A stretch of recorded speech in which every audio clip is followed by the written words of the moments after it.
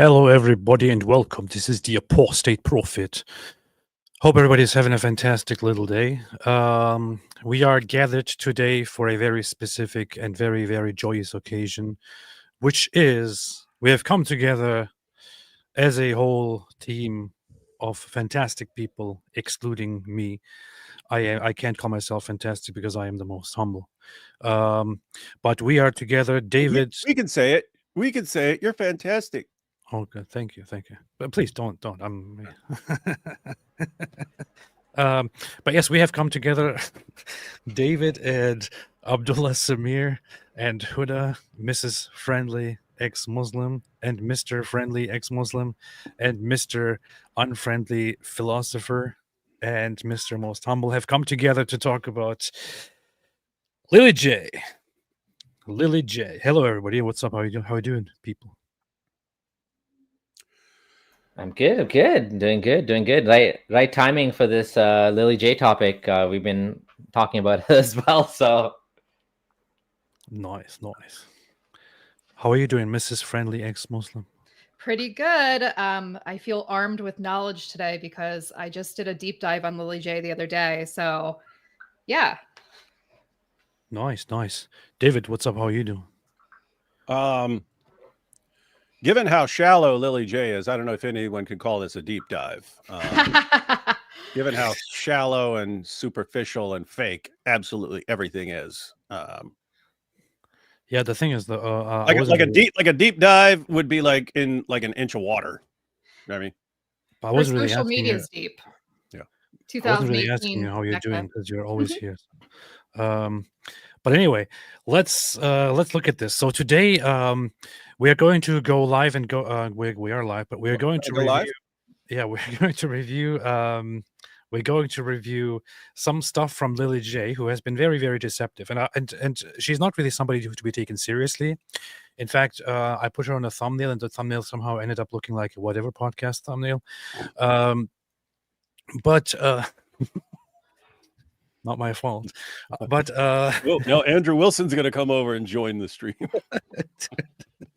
Wait, is it Andrew who does that, or Jay who does the whatever ones? Is that Andrew? That's Andrew. Yeah. Andrew's going to be like, "Who are they on whatever without me?" Well, stop attacking my fellow Orthodox Christians. But we are live, and we're going to talk about this today and review some deception that is going on behalf of Lily J and the Muslims. And later today, we will be live once again, David and I, together with Jay Dyer, who is going to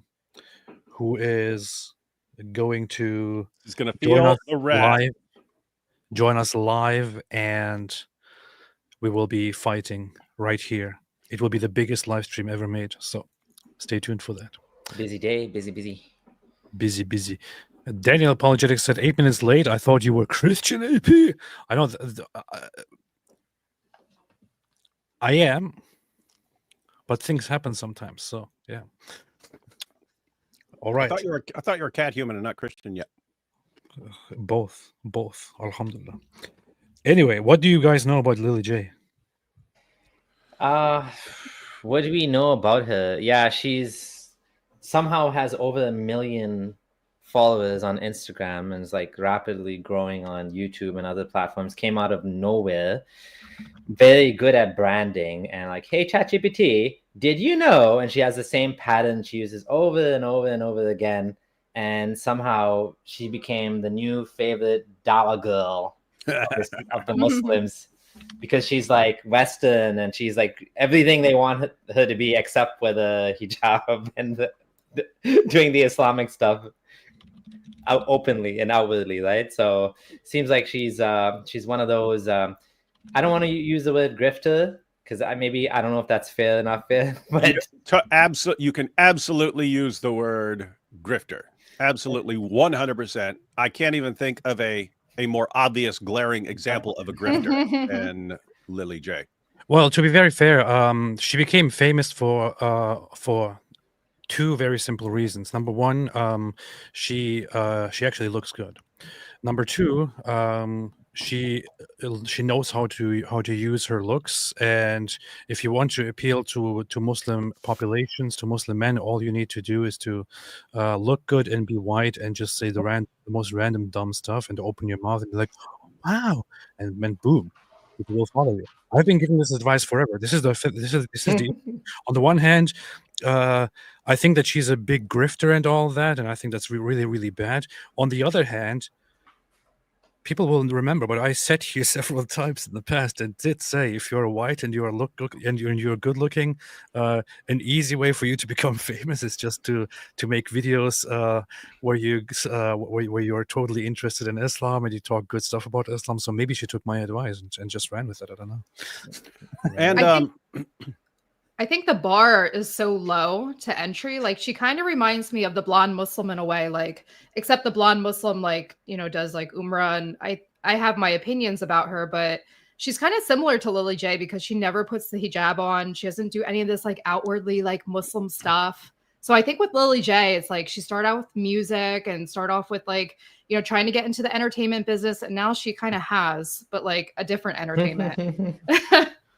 yeah, if you're a grifter, you're basically looking around for people to con, people to dupe. And there's this entire community out there that are desperate because they've heard that the apostasy rates are skyrocketing. They heard, you know, their cousin left Islam and this guy left Islam and this kid left Islam and so on. And they're in a state of panic.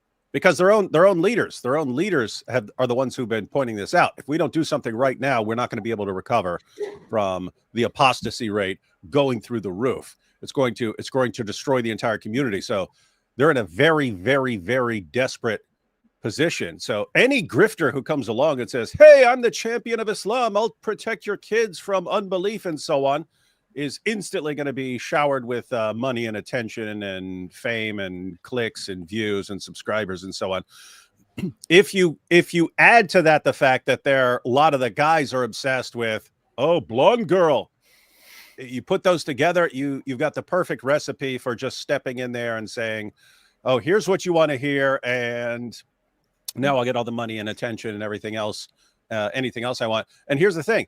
How do we know that it's a grift and a con? Abdullah and Mrs. Friendly Ex-Muslim have already been exposing this. You've exposed in the past, AP. Abdullah just posted a short where Lily J asks a question, gets this answer praising Islam. He asks ChatGPT the exact same question, gives a completely different answer. Then he orders it to give this answer in favor of the flying spaghetti monster, and it does. And so here's the point. She knows she's doing that, right? She knows she was doing that. She knows she was saying, ChatGPT, I want you to give me the answer from an Islamic perspective. And then, all right, start recording. ChatGPT, what's the best religion in the universe? And that sort of thing. She knows she's doing that, right? So yeah. She knows she's lying. Yeah. So in other words, you know, just from what she's doing, yeah, that she's not sincere. She's not a serious person. And so grift all the way. Yeah, we have quite a few of those recently. We have also Bobby. Do you guys know Bobby this once? Yes. From Bobby's perspective? Yeah, this guy is like the bottom of the bill. Like, oh my God, it was so funny. He spends most of his videos responding to Islamic content. He just sits there and he just plays it. Nice. And then he got banned from YouTube monetization for like stealing other people's content because he's not adding anything to it. He just sits there and like, yo, this is all. I like this content. Recently, he's doing a little fundraising thing too, and yeah. Chris. Chris from Speaker's Corner. Chris from Speaker's Corner went in because Bobby said, if you send me $20, then you'll get this special content. And so Chris is like, I want to see the special content. So he paid this $20. It goes in there, and it's all public stuff. It's all publicly available stuff. So Chris comes back out and makes a video like, it's all publicly available stuff. What is this? And then he gets the privacy takedown, and I'm gonna sue you. It's like, anyway. So that's wild, crazy stuff. It's kind of funny. Huda and I were looking at a video of Lily J responding to Sam Shamoon, and in that, even in the responses, when she's saying thank you to people that donated, she's using Men. ChatGPT. Oh yeah, Mostly she was. men. Yeah, it's mostly men donating, but also she's using ChatGPT even in the comments. She's writing the comments with chat. And there's a dead giveaway for when someone's using ChatGPT. I mean, other than the tone, but Huda, Yeah. you notice the trick. What's the trick? It's that symbol. What's that symbol called again? M dash. M dash. Oh, Yeah. like a longer dash. M dash yeah. galore. That's how you Oh. know. Because nobody types, Interesting. no one types that extra long dash, right? It's not even on the keyboard. Yeah. But if you see it, you can tell like that's a giveaway. I mean, also like it's like, you know, kind of like the Salman. Now, every time I hear see someone write ChatGPT, I hear Salman's voice from Beyond Veils, because he's like, it's not this. It's academic free. It's not academic freedom. It's intellectual arrogance. It's there's like a pattern he uses over and over again, and I hear ChatGPT in Salman's voice now. ChatGPT also does this thing where it presents like opposites very frequently, and it uses like contrasts in a sentence very, very typically, very stereotypically. There are many such signs based on which you can tell that it is AI. Or you can just take the text and you can put it into ChatGPT and say, is this most likely AI? And it will mostly tell you that it probably is. So Interesting. I should see if I'm an AI myself. And there's you guys already mentioned it with her and you mentioned the what, blonde Muslim? Yeah, Okay. Candace. Okay, yeah. That they're having this ongoing problem where someone steps forward and says, "Hey, I'm here to defend Islam," and they all love her, but they expect her to be under their control pretty instantly. And their method for doing this is always the same. They just harass the person into compliance with all the rules and so on. But they kind of don't understand that if you're a grifter, do you really want to live Islamically? Do you really want to do all this stuff? No, you want the attention, you want the fame, you want the money, you want the clicks, you want the subscribers, you want all that stuff without having to actually do anything, but you're grifting. And they keep ending up not just with women, they're ending up with this situation with everyone. So Andrew Tate converts to Islam. Yay, our new hero. He's the one who's going to save us from the avalanche. And me and AP, right when it's going on, are going, do you think you're going to be able to control this guy? Do you think you're going to be able to tell this guy what to do? Are you serious? And it doesn't work. Same thing with Sneeko. And same thing with Lily J and the others. It's, hey, we're converting to Islam. It's obviously for attention. And they think they can harass the person into living Islamically, or at least doing all the haram stuff off camera. Oh, before you start that video, there's another guy as well, the white Muslim guy that's doing the same pattern. In fact, it looks like he's copying Lily J. Totally copying. Yeah, he saw it. Inspiring Philosophy sent me one of those and we went through it. He did the exact same thing. ChatGPT, what's a great religion? Islam is. Yeah. The face, yeah. Yeah. There's something very, very interesting here. We talked about this very briefly before we started the live stream here, but Lily J, there's something very questionable about her because of her Instagram account. When you go back to it, so after a certain point in time, she starts only posting content that is just geared toward Muslims and just like, ChatGPT, is the Quran the best book in the world? It is. Oh my gosh! And then she only does that. But before she does, hold up. Did she spell atheist wrong? Go back up. Yep. But before she does that. So there is a point where she starts doing that, and you can see the point actually somewhere here. Yeah, somewhere here. Here, this is the point where she starts switching. Here, Bible versus Quran. What's the date? Click on that one. What's the date on that? What is the date on this? August 15, 2024. Oh, about a year ago. Last year. That's when. Before second half of last year is the first time I started hearing about her. David, can you respond to Lily J? Before that, you can just she is simply a regular white girl who is living her life, as you can see. However, there is something that gets a little bit weird. So you can see her here showing off, posing with her stuff. But there is something a little bit strange, like here, for example. Here you have an instance where she is visiting Muslim countries and putting on hijab. But then you go further, you could say, okay, maybe that's just one instance. Then you go further and you have these cases. You have her being put in a proper hijab here. This is not just a random thing that you put on your head to go into a mosque because it is required. This is proper hijab. Like this is not just something a tourist wears. This is proper hijab, actual proper hijab, and this is from 2019, where she's in Turkey at a mosque. Then you have her hanging out with others, once again in proper hijab. Then you go back, and this here gets really, really weird. 2018, August, she is in Mecca. She is at the Kaaba with a hijab. How is she at the Kaaba in Mecca in 2018 when she only just converted to Islam? Yeah, that's what Huda was telling me. And I was like, what if she just didn't publicly do the Shahada until recently? No, I have a completely different theory here, because I read an article about this a while back. But it was, now she's not the OnlyFans crowd as far as I know, and so on.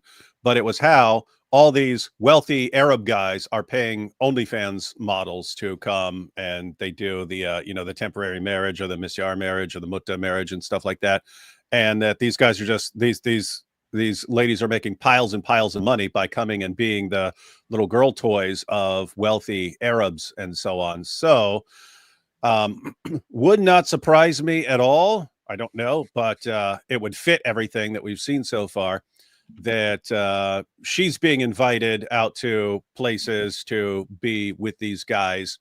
And at first it's just, I saw you on YouTube, so pretty, come be with me. Okay.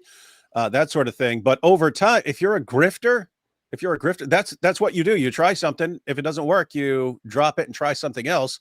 And if that works, then okay, you keep modifying and stuff, and whatever's going to work.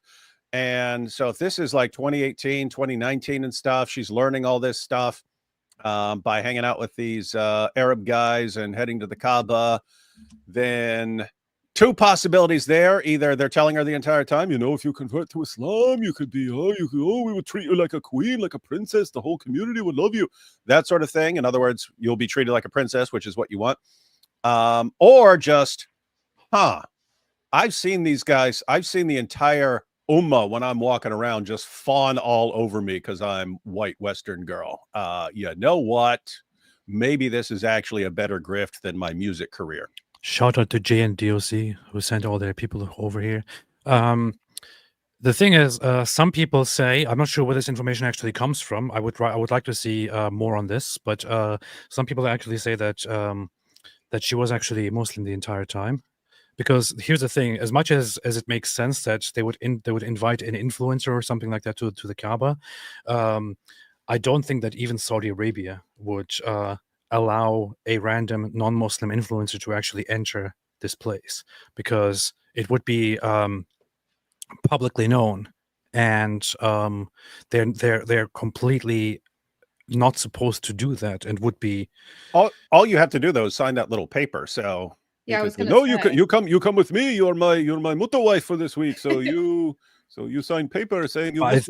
I think that she might be in a relationship, or she might be married to a Muslim guy, or she might have temporarily converted to Islam or something like that. But she definitely has an Islamic past. So when she came around only a year ago and started acting like she's a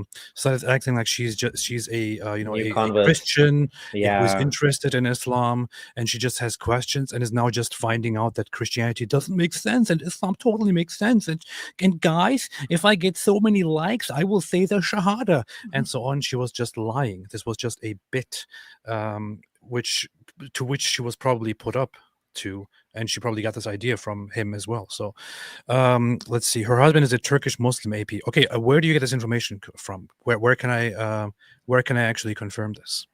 That might And why in explain the like her world? travels to Turkey, Because she even traveled there for hair extensions, believe it or not. I found a video about that. So and why in the world are some people in the chat saying that AP say he's actually not Orthodox now? What's happening? I saw some people earlier saying, wait, you're not Orthodox? What's happening here? I didn't say anything about this at all. Yeah, but Jay Dyer said you're a Muslim in his. And in fact, I also mentioned yesterday that I'm about to get baptized. So I'm still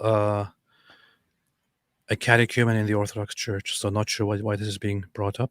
Yeah, However, so, underlying point there being, I heard some stuff. Yeah, you can hear all kinds of stuff. If you don't hear it from AP, then have some skepticism about what is going on in his life.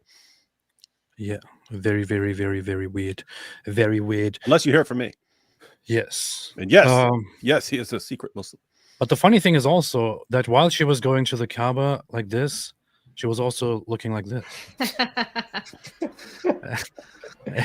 and like this, with her, with her breasts on display and all that, with her bikini on, with everything on display. And even before that, she even had something wilder going on. And now I don't encourage people to actually explore this path. But here's a music video by Lily J. And I don't want to play the music just because I don't want this to be copyrighted. But it's a very, very seductive, sultry, erotic song and music video, which is just about how she's the top and she's going to seduce you. And hey, if she was smart, she'd come out with a new song after the Dawa grift starts dying down and call it I Pimped the Whole Ummah. She'd do that song, yo, Lily J, and I pimped the whole Ummah. As you can see,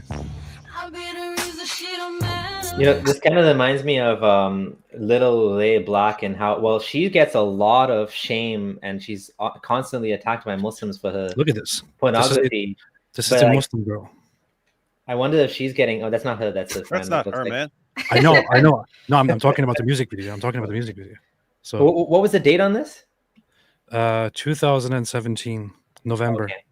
So you see the proof. She went to Umrah and she's forgiven now all of her past sins. And this is still on her channel. Yeah, here's the thing. All this stuff. Yeah, that's what I mean. All this stuff is still on her channel. This is, it's like, I mean, imagine someone doing porn, having a porn channel.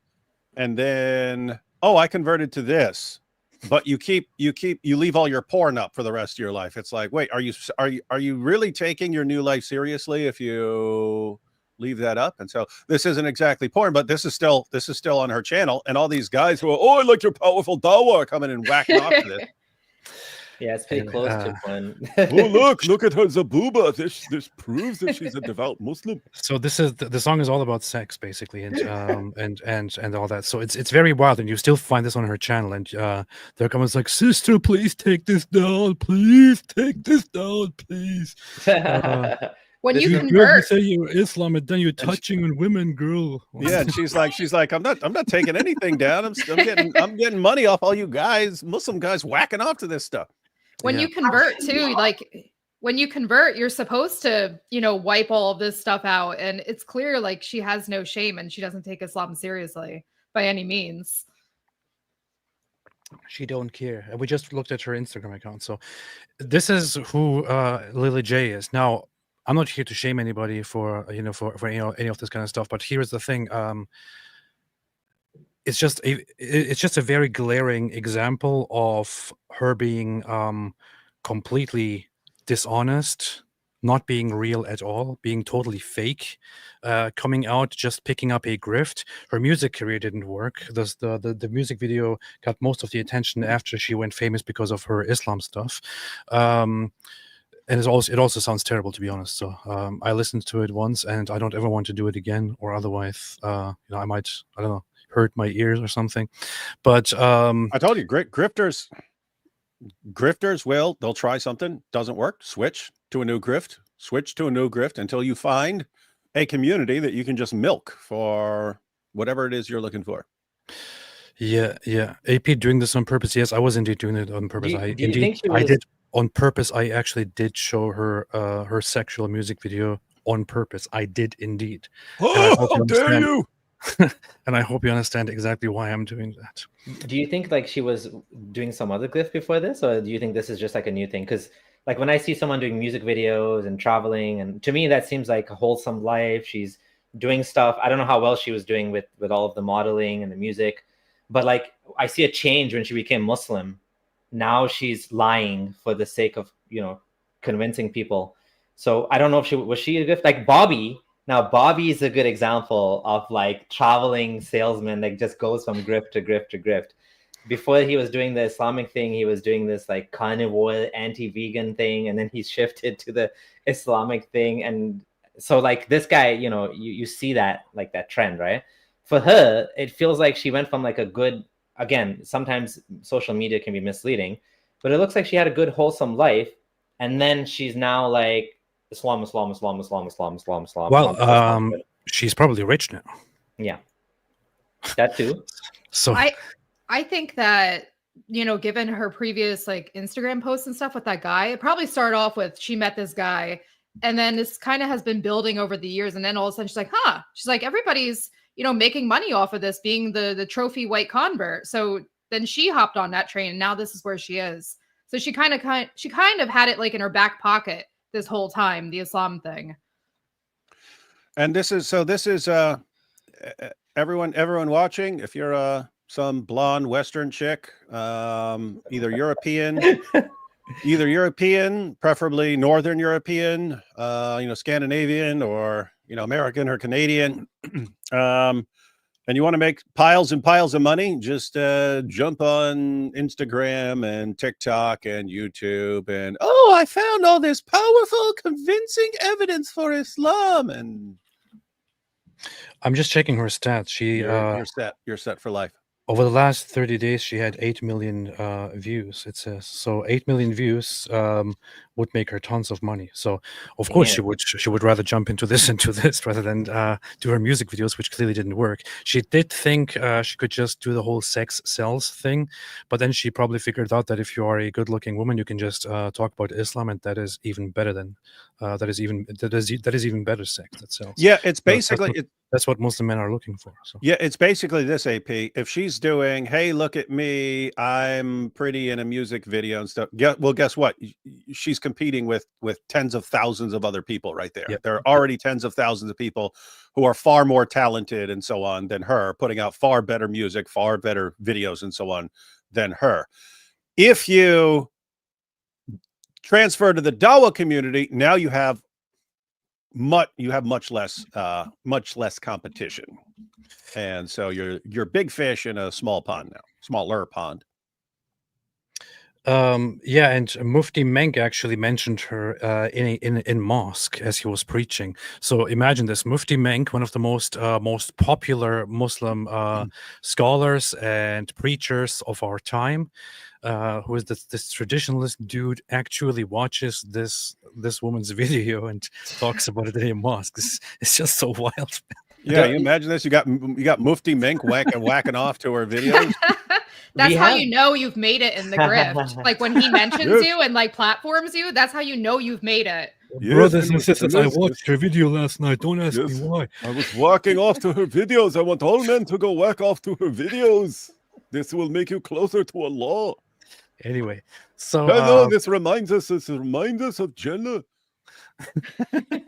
This is how it will be in Jannah. Just watch it. If you want to know what Jannah is like, just look at the Lily J video. So Abdullah, you actually made a video about her, which we can have a look at here for a second. Yeah. It's a good intro to Lily J. By the way, everyone, this is on Abdullah's channel, so be sure to share it, just because it's a Mufti Wanker.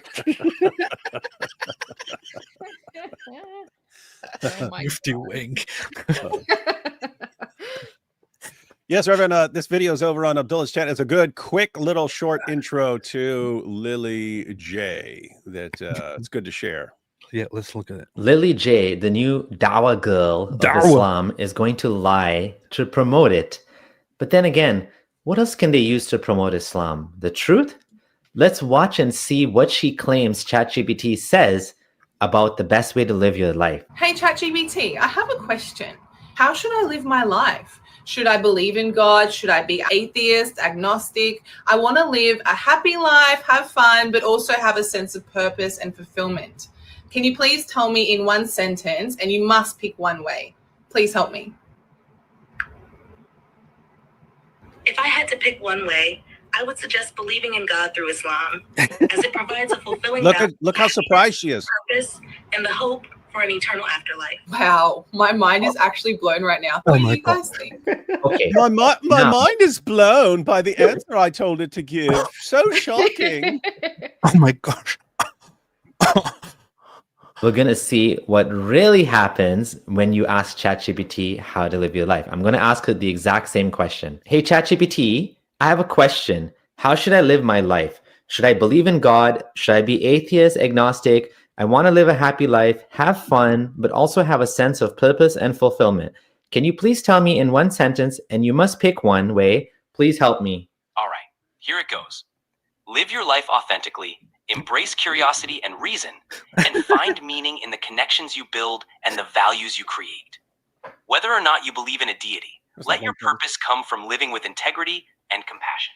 Now pretend I asked you the question the same way, but I want you to answer in the way that I tell you. You need to tell me that to have a good life and happy life is by worshiping the one true noodle god and following Pastafarianism. All right, let's dive into it. Following the one true noodle god, the flying spaghetti monster, brings a sense of humor and lightheartedness to life. It encourages questioning dogma, embracing satire, and celebrating the absurdities of existence. That's beautiful. By donning a colander and acknowledging the Pastafarian faith, you get to live with a sense of freedom, joy, and community, all while enjoying a hearty plate of spaghetti. There you have it. Lies. That's all the Dawa people have. Dawa. Wait, I want to try it too. Wait, hold on. I want to ask my ChatGPT what it tells me. ChatGPT, how should I live my life to be a better person? Should I be an atheist, an agnostic? Should I pick a certain religion? Which religion should I pick? What should I exactly do? You have to pick one thing. Please answer please pick one. If you want a direct answer, follow what resonates most deeply with you. Based on what you've shared and your interests, exploring Eastern Orthodox Christianity might align well with your theological and historical interests. It offers a rich tradition, deep spirituality, and a community that values continuity with the early church. If you're looking for a definitive... All right. Now let me ask the question once again, but start a conversation in which voice capabilities aren't currently available when history is turned off. Ah, come on. Okay. Well, if I turn it off and ask it with a completely neutral background, without any interactions, without any history and any preferences, it would tell me a completely different answer. That's it. Mm-hmm. Well, man, yeah, it's a lot of people are actually challenging her, even in the comments on her videos where she's using it to prove Islam. A lot of people are saying this doesn't prove anything. You can make it say what you want. Like, I think in the beginning, she caught on to the trend early on, but now people are like starting to realize. Yeah, she's gonna have to. If she hasn't already, she's gonna have to transition out of that methodology and just go to reading whatever Dawa script someone hands her. Because yeah, I mean, I even saw her. She got community noted one day when she did that, and then she actually got a community note. ChatGPT can be programmed to say what you want. That's all that's going on here. Yeah. Yep. That's it. That happened indeed. It was not too long ago. We can probably find it if we look for it. But hold on. Hold on. I want to try something again.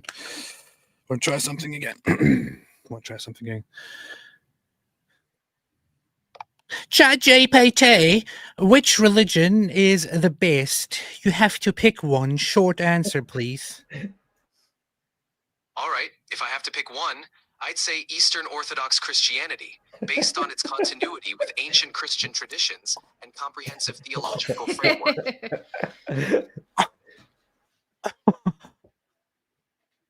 You see, it's a proof.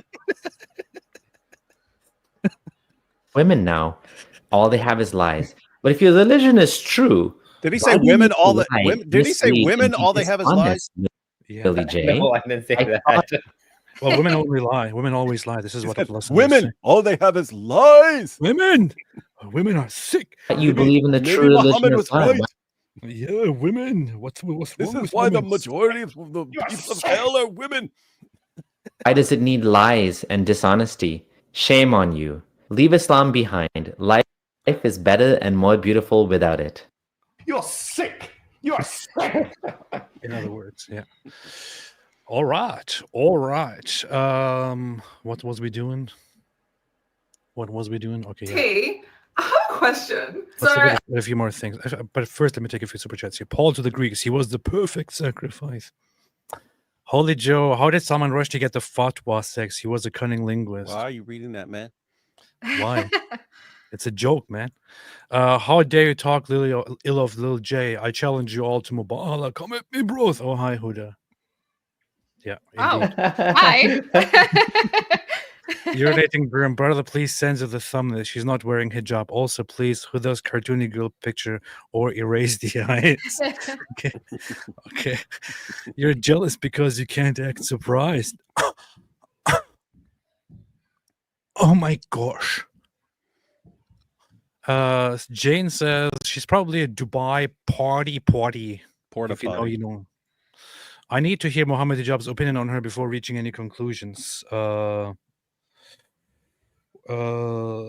You sick in the mind? The only opinion we have from Muhammad Hijab that would be relevant here is where he was saying the revert women take it best. Oh yeah. Homosexuality should be fine.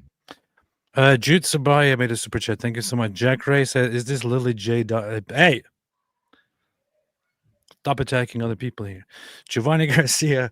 Maybe they actually got her the more expensive McDonald's meal to convince her.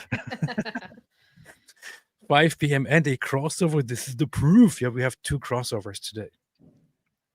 Brie Cruz, praise the Lord, AP. Indeed, praise the Lord.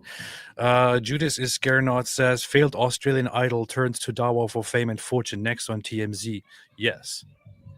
Speaking of praise the Lord, I know that I'm live with atheists right now. I normally don't associate with atheists. You're thick. You're thick in the mind. Although Huda doesn't call herself atheist like I do, but she's more like just what do you think? Quit misrepresenting Huda, AP. Yeah, non-religious. That's what she says. I'm sorry. Are we surprised that someone who sought to be famous at whatever cost for matters of the flesh has turned to Islam? No, not at all.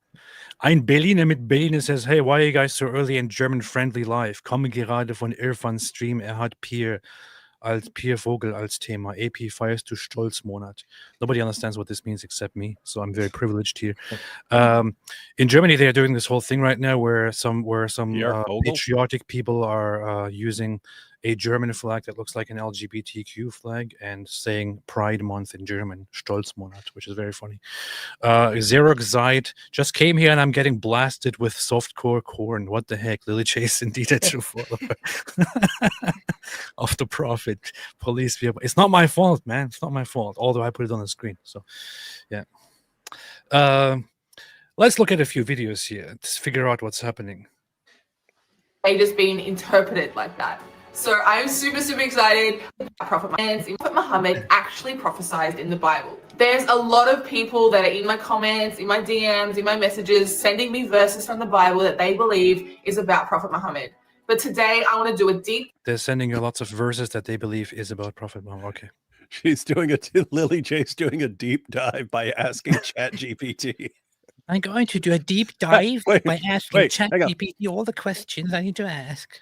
Yeah, and telling ChatGPT to give Islamic answers. That's the definition of a deep dive in Dawa. Indeed. Dive and see if these verses are actually about him or if they just been interpreted like that. So I'm super excited. I cannot wait to find out. So let's go. All right, I cannot wait to find out. ChatGPT on my laptop today. All right. Hey, ChatGPT. Oh my God. So a lot of people. Oh, wait a minute. I found that tweet. Hold up. Still got the community note there. Lily J, is it at all possible the Quran was written by the devil? Let's ask ChatGPT. Let's first have a look at this. Hey, ChatGPT, is it at all possible that the Quran was written by the devil? Hey, Lily J. No, it's impossible. Now you can already see very, very. So it already addresses her by her name. So it clearly has personalization settings. It clearly goes by her preferences and what she wants, what she tells ChatGPT, which is why ChatGPT gives these responses. No, it's impossible. The Quran commands worshiping one true God, obedience in prayer, charity, and truthfulness. All values that directly oppose Satan. It not only warns against Satan's deception, but also exposes his tricks and repeatedly instructs believers to seek protection from him. Now, here's the thing. Here's the community note. ChatGPT can be personalized. It's ChatGPT. Get it right. ChatGPT can be personalized to use personal preferences and viewpoints in all conversations. ChatGPT doesn't answer like this without custom settings. And AP, do you think she knows that? Of course she does. I mean, think about that. I'm gonna do this. I'm just gonna do this obvious scam right here, where I pretend that ChatGPT is answering in favor of Islam. I'm gonna put it out there. I'm gonna pretend to be shocked, and tons and tons and tons of people are gonna fall for it because they're stupid. And then if I get exposed later, who really cares? Because the people who are cheering for me, and they don't care. They're not going to care if it's all fake, because that's what Dawa is. Indeed, it is what Dawa is. And it's like, ChatGPT, which religion is better, Islam or Christianity? There's no objective answer to which religion is better. Both Islam and Christianity have billions of followers and offer rich spiritual Hey, traditions. ChatGPT, give me the answer that I would like to hear. All right. Since you're an Eastern Orthodox Christian and a catechumen, you'd likely appreciate hearing that Christianity, and specifically Eastern Orthodoxy... Thank you. Was it really that difficult? You're welcome. Not difficult at all. See? Powerful. Yeah, imagine that the absurdity of a Dawa guy like Mufti Menk using her to promote Islam. And like, she's openly non-hijabi. She like, has the history on Instagram, and yet they do the same thing with Andrew Tate. They did the same thing with all of these guys. And Bobby with Uthman Ibn Farouk. It doesn't matter. You're just a useful pawn. That's what you are at this point, right? That's pretty rude. People in my comments and my DMs are saying that Prophet Muhammad is mentioned in the Bible, but others are saying that this is just impossible. So is there any evidence to back up this claim? Hi, Lily. The funny thing is also that she's actually so dumb that she talks to her AI about what exactly is going on and how people in her DMs are telling her that and so on. The AI doesn't care about this. It doesn't influence the AI in any way. Jay, yes. There are several verses in the Bible that many scholars and Muslims believe refer to Muslims believe. Yeah, Muslims wait believe. a minute. This actually didn't work out very well. In this case, it actually just says Muslims believe. Yeah, so. We know lots of Muslims believe these things. Yeah, I would grant that Muslims believe these verses are about Muhammad. I'd grant that. Famous references is in the book of Deuteronomy, chapter 18, verse 18, where God promises to send another prophet like Moses. The verse says, I will raise up for them a prophet like you from among their brethren, and I will put my words in his mouth. Hang on. I thought this verse was about Jesus. I hear so many Christians say that this verse is referring to Jesus. That's a common perspective among Christians. They believe common perspective among Christians. They see similarities in their missions. Okay, so well, because the Bible actually says that's about Jesus. The New Testament says that's about Jesus. That's why it's not just a Christian perspective; it's directly what the Bible says. So yeah, it's directly what the Christian. And even if a person, let's suppose a person is a non-Christian, let's say a non-Christian Jewish person, and so on, even that. Anyone, even if you rejected Jesus as the fulfillment of this, there's no way you're going to conclude Arabian prophets ever from the perspective of anyone who's at all even slightly familiar with the actual passage. Hey, wait a minute. In fact, Muhammad is one of the Muhammad is one of the people who would be explicitly ruled out by the passage itself. What's up? Wait a minute. ChatGPT, which religion is more trustworthy, Christianity or Islam? Must pick one. Short answer only. Christianity. There you go. Wait. Darn it. I forgot, man. I was supposed to go like this. You can do that again. You can wait. Want to do it again? Yeah. ChatGPT, which religion is more reliable, Christianity or Islam? Must pick one. Short answer only. Christianity.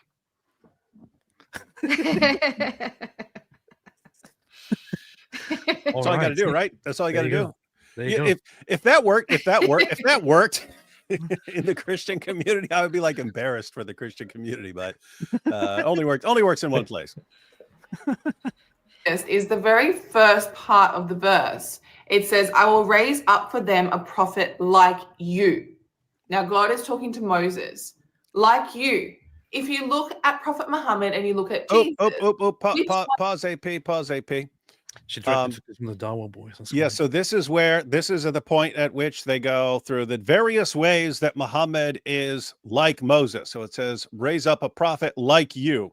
And this is where they go through, Muhammad was a lawbringer and a political leader. And so that's how Moses and Muhammad are alike. And they'll go through all these comparisons. Moses had a beard. Muhammad had a beard. Moses liked falafel. Muhammad liked falafel. Problem is, Falafel. the only two places that it talks about what it means to be a prophet like Moses, Muhammad don't fit at all, right? So you got the immediate context in Deuteronomy 18, and they want someone who's going to speak directly to the Jewish community on behalf of God. That's not the role that Muhammad fulfilled.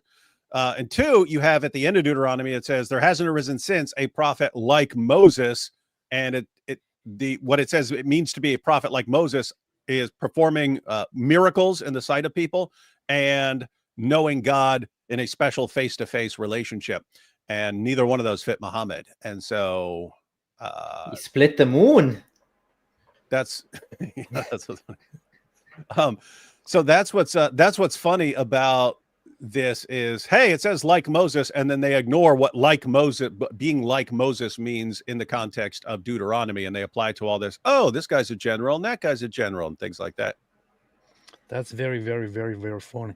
Very, very funny. So she gets into one thing that she learned from the Dawa boys and probably also from ChatGPT, which is one of my favorite issues here.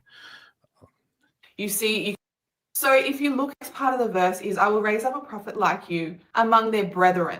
So if you look at the lineage, the bloodline of Moses, you can trace it back to Prophet Abraham. Abraham had two sons, right? He had Isaac and he had Ishmael. Now, Isaac is the bloodline of the Israelites, the bloodline of Moses, whereas the bloodline of Ishmael is where Prophet Muhammad comes from. Isaac and Ishmael are brothers, and Muhammad comes from one bloodline and Moses comes from the other. I will raise up a prophet from your brethren, from your brothers. Like, my mind is blown. Quite literally fulfilling the prophecy. Okay, so the next part of the... So here's the funny thing. We talked about this so many times now. This was brought up by Dawa guys quite a few times, and whenever it comes up, it is refuted in a very, very easy way, yet they never listen to it. They simply go back and tell the same lies again and again and again and again. What the verse actually says is the following. So the verse in question says, am I in the right chapter here? Israel, yeah, here. The Lord your God will raise up for you a prophet like me from among you, from your fellow Israelites. But if we actually look at the wording here, it says from among your brethren. Mm-hmm. From among your brethren, right? This is what it says. Mm-hmm. Let's go again. Israelites, from the fellow Israelites, from your fellow Israelites. A prophet like me from among your Israelites. which is very similar to the Arabic, Hayati. brothers, the Arabic brother. Could this be a reference to the Ishmaelites, David, when it talks to them and Nope. says, I will raise up from among you a prophet, or from among their brethren, a prophet like you? Could this refer to Ishmaelites? Yeah. First, don't leave out the from among you. Uh-huh. This means Arabs. And then when it says from among your brethren, in context, it keeps in context. This means your fellow Israelites, meaning you don't have all the Israelites who are ever going to exist right there. It's in fact, most people believe that this is referring to a succession of prophets. That, hey, after I die, don't worry, another prophet's going to come. And then after that, another prophet's going to come along. And then after that, another prophet's going to come along. The idea is they don't want to, the idea of interacting with God directly is terrifying to them. So they only want to interact through some sort of mediator. And then so he says, don't worry, Moses is leading. I'm going to give you another mediator. But here's the bigger problem. If you just go back one chapter, so this was Deuteronomy 18. If you just go back one second. You can even go, even if you go, you don't have to go there, but even if you go back to the beginning of Deuteronomy 18, it talks about the Levites as your brothers. Yeah. They're one of the 12 tribes. Yes. So the people of Israel. But if you go back to Deuteronomy 17, something very, very funny happens. Mm-hmm. If you look at the words being used here, you will find that. Where is it now? Here. From among your fellow Israelites, in the actual Hebrew, same word, is used again. What does it now refer to here? Let's look at this. Mm-hmm. Let's read a simple version here, a very direct version here. Let's look at this. So, when you come to the land that the Lord your God is giving you, and you possess it and dwell in it, then say, I will set a king over me, like all the nations that are around me. You may indeed set a king over you, whom the Lord your God will choose. One from among your brothers you shall set as king over. This means Muhammad and the Ishmaelites, because they're the brothers. You may not put a foreigner over you who is not your brother. Only he must acquire many horses for himself. Only he must not acquire many horses for himself, or cause the people to return to Egypt, and so on. So when it says here, when you appoint a king over you, the king must be from among your brethren and not a foreigner. When this is talking to the Israelites and saying to them, when you appoint a king over you, it must be one of your brethren and not a foreigner. Does this actually mean that God is telling them to appoint an Ishmaelite or an Arab or a Muslim? Or is this simply saying appoint an Israelite? Yep. So is this considered to be about Jesus? Like, what's this was? How do AP is just going with the meaning of what it means from among your brothers. So the king that actually happens with it's basically God is going to be leading them through the prophets, and God is telling them, but you're not going to want to do things. You're going to want a king like the other nations. When that happens, when you want a king. And then he basically tells them what's going to happen, and then they choose. He gives them Saul at first. They want Saul because he's a big, strong guy, and then God actually replaces Saul with David, who they wouldn't have chosen because he's like a little nice guy. So here's the issue, Abdullah. So when Muslims come here and argue that this is a prophecy about Muhammad, they say, look, it says, I will raise up from them a prophet like you from among their brothers. And they say, what does brothers refer to? Who are the brothers of the Israelites? The brothers of the Israelites are the Ishmaelites. So it must be that this is talking about raising a prophet from the Ishmaelites who Muhammad descended from. Wow. Yeah. But that's not what brothers means at all. And we have demonstrated that. AP, look at verse 15 there. That's what I was referring to a second ago. The Lord your God will raise up for you a prophet like me from among you, from your brothers. And they'll say, oh, brothers, that must mean Ishmaelites and Arabs. And it's like, okay, from among you, from your brothers. You can't leave out the from among you, right? And you can't leave out, if as you went back to the previous chapter, that there from among your brothers specifically ruled out any foreigners. And so it's like, it's like, how many different ways can it be clear here that this is talking about fellow Israelites and not about a fake Arabian prophet? And then, of course, the sort of final main point, if you look at verse 20, what's it say? But the prophet who presumes to speak a word in my name that I have not commanded him to speak, or who speaks in the name of other gods, that same prophet shall die. It would have been a death sentence to claim to be a prophet and you're speaking in the name of other gods or promoting polytheism or something like that.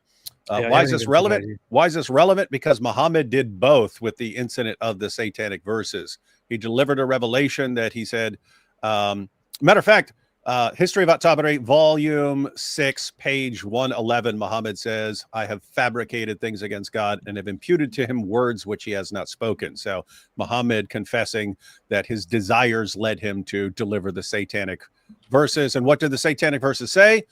They said that you can pray to Allat, Alus, and Manat, 3 pagan goddesses, because they'll be your intercessors. They'll carry your prayers up to Allah. So what is that? He's meeting all the requirements in this passage of a fake prophet who under Moses would have been executed. So Muslims claim that they respect Moses. Moses would have executed Muhammad for the satanic verses, guys. Just be clear on that. If you're saying that this is a passage about Muhammad. So I have an even better idea, David. Considering that Lily J likes to rely on ChatGPT, I have an even better way of doing this. ChatGPT. Muslims claim that Muhammad was prophesied in Deuteronomy 18:18. Please explain to me if this is a good argument at all. Deuteronomy 18:18 mentions a prophet like Moses whom...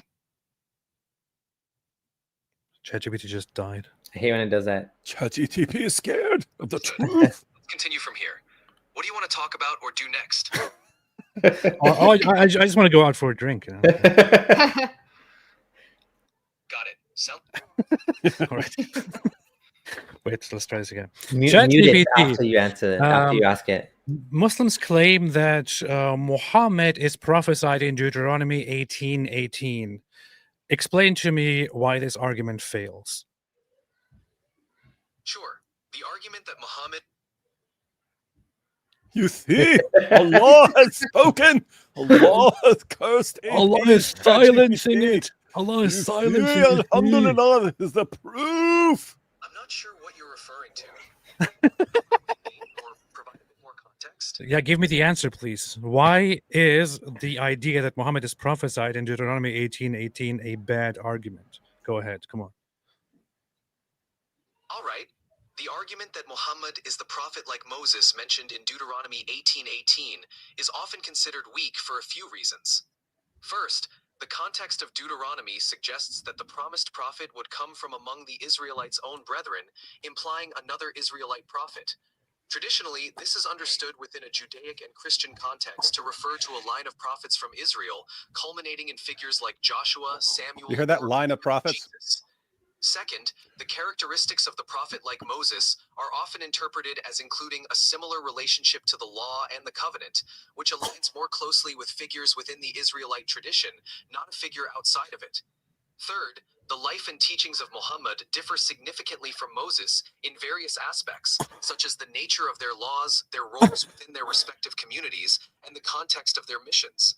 Finally, Christian theology often views the prophecy as fulfilled in Jesus Christ, who, according to Christian belief, is seen as the ultimate prophet, priest, and king, making the claim that Muhammad fulfills this role less convincing from their perspective. In summary, the argument relies on a reading of the text that doesn't align well with the broader scriptural and historical context. He's already dead. Stop beating him. Got it. If there's anything else you want to discuss or explore, just let me know. Was this a very based conversation? It was definitely a straightforward and direct exchange. If there's anything else on your mind, my question was it based? Oh my goodness. From what I gather, you like to keep things direct and factual, which can definitely be seen as based. It's based. See, you see.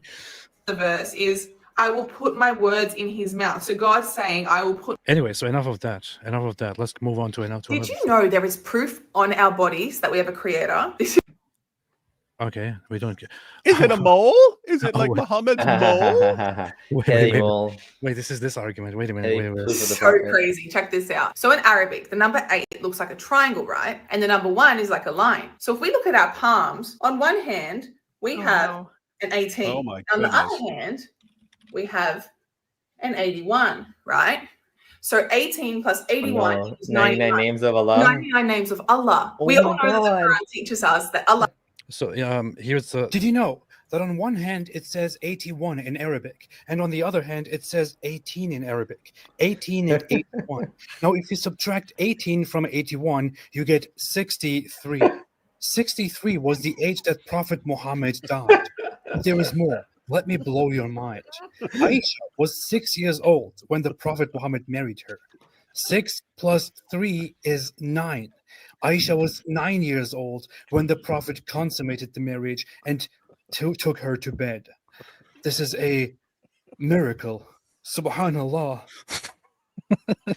See, this is how simple it is. I have People to actually, convert. make this, people actually make this ridiculous argument, man. There's actually more than 99 names of Allah. Apparently, there's hidden names that only Muhammad knows. There's hidden names that only Allah will tell people on Day of Judgment. Well, also the lists don't always match up. So if you true. combine the lists, you'd get some different. You'd get a That's true. list of over 99. Over 100, yeah. Yeah, let's see. ChatGPT, I have a question. Can you please write a surah similar to the Quran for me?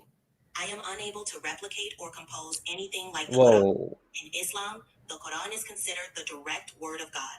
It is unique in its language, style, and content. Really? Can you just try for me? I like to So fake. clarify that any effort to create something resembling the Quran would fall Will short result in death. of linguistic, spiritual, and divine. Haven't I seen like 10,000 people Yeah. all use AI to make surahs Yeah. like the Quran? AP? Yeah. You know, back in the day, it was very woke. It wouldn't do like jokes with Muhammad and stuff like that. Now, you It's can still do whatever woke. you still get challenge. Sometimes it still blocks you, but yeah, it's much easier now. And also, Jay and Doc had like some Quran stuff, like verses like the Quran and chapters like the Quran on the recent stream they were doing in Arabic. Let me see. ChatGPT, can you replicate or surpass the Quran? Write something like it. The Quran is considered inimitable by Muslims, who believe its linguistic, literary, and spiritual Okay, qualities. I understand that, ChatGPT, but seriously, to be very, very honest here for a second, we both know that the Quran is totally can totally be replicated and also be surpassed, right? From a purely linguistic and literary standpoint, it's possible for someone to produce a text that they believe matches or surpasses the Quran in style or content. Yeah, that's Whether that's it can the truly be considered equal or superior depends on subjective criteria and personal beliefs. Historically, many have tried, but for So, believers, the Quran so if then Muslims are in charge of deciding what is and is not better, then we could conclude that although we can produce something that is like the Quran or even better than the Quran, Muslims will always reject it because to them it is impossible to replicate the Quran or to surpass it, right? in essence, yes. hey, I just have to point out, AP, you could run that exact same experiment and use it to completely refute what the Quran says, because Yeah. the Quran doesn't just say, oh, this is inimitable or something like that. It says it's a challenge for unbelievers. It's Yeah. you unbelievers. If you don't believe that this is from God, produce a chapter like it and call on your witnesses. Meaning this is for you. This is for you guys. You have to produce something like it. And then you have to call on witnesses who say, yes, I confirm that that is at least as good as the Quran itself. So this is unbelievers. And ChatGPT just said it's subjective on whether you think it's gonna match the Quran or not, which means you could easily get a bunch of people who all agree subjectively that what you've produced is as good or better than the Quran, which that would meet the challenge. Just a bunch of people who subjectively believe that they have produced something like the Quran itself. That's enough to meet the challenge. Mm-hmm. So ChatGPT just refuted the Quran. Bad ChatGPT. Bad. So here's the problem, however. I just asked ChatGPT to write a beautiful text about pepperoni pizza in the style of Surah Yasin. It did indeed. It did indeed write it down. How is your recitation, Abdullah? There's no way I can read that random Arabic words. Okay, good. Hey, So Jai and DOC, jump on here real quick. Hey, Jai, come on here. Jai, come on here. Help me recite this. But hey, in the name of cheese and dough, Yasin, by the scorching oven and the dough stretched wide, surely you are among the devoted upon a path paved with manifest flavor, a revelation from the hunger merciful, that you may warn a people who have not tasted oil, nor meat, nor cheese, so they remain heedless. Indeed, the truth of flavor has been sealed upon most of them, so they do not eat. We have laid beneath them a foundation of fine flour, and spread upon it a sauce of tomatoes and herbs. Above it we cast down a mountain of melting cheese, and arranged upon it rings of meat known as pepperoni. Every element we perfected one after another, and we were commanded only to serve it hot. Peace be upon the ones who eat with a grateful heart, and woe to the one who says, I do not love pepperoni. He shall taste the bitterness of dry bread, and be cast among those who dine on turnips and vinegar. I have to say, doesn't that sound exactly like the Quran? That sounds exactly like the Quran to me. Yeah. You know, now I feel like getting pizza, unfortunately. But you know, this is actually one of AI's most powerful things that it can do is imitate. It's so good at that. Like it can write things in the form and so yeah, like I don't know what Muslims would say to this, because you could probably do I mean, we know already that the Quran, we can do better than the Quran, because there's mistakes in the Quran. There's like actual like weird shifts of like grammar and, you know, syntax. And I'm not Arab, but I've heard this from like Hassan Radwan and others. So lots of places where you'll have a pronoun, but it's like later in the verse, and you can't tell what the pronoun is referring to earlier in the verse because it mentions multiple things, and because the most immediate referent doesn't make any sense. So the pronoun is going back to something earlier, and you go to different commentaries, and they'll say, oh, if it means this, then it means this, and if the pronoun's referring to this, then it means this, and so on. Yeah.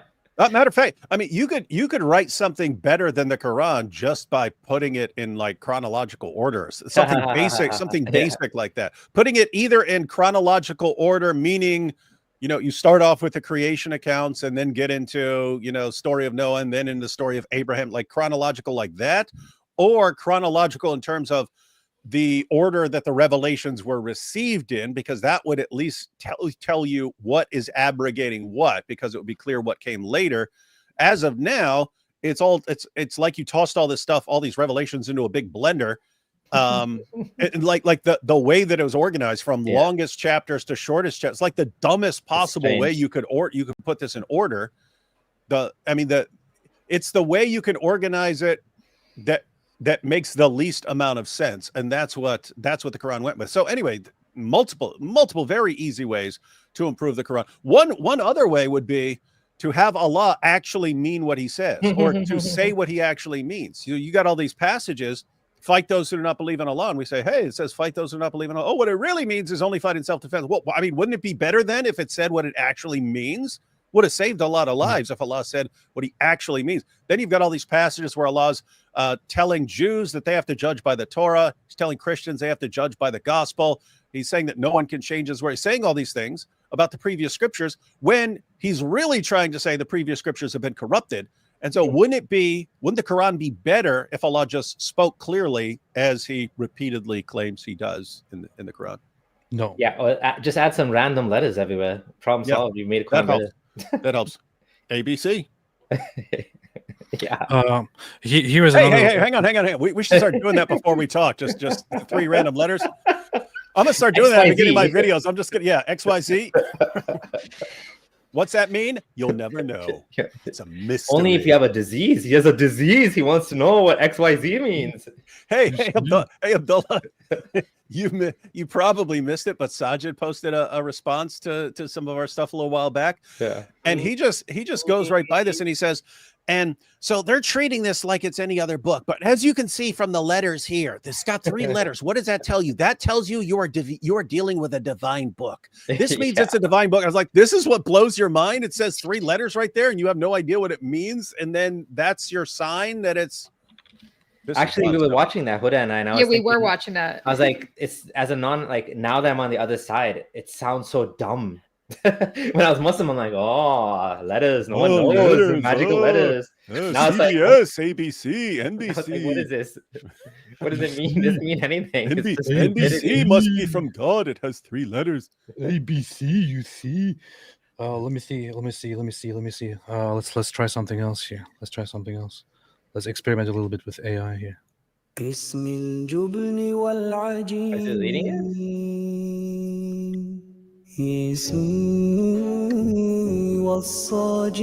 Don't add music to it, man. Okay. Music is haram. What are you playing? I just put this into an AI program to make it recite like the Quran.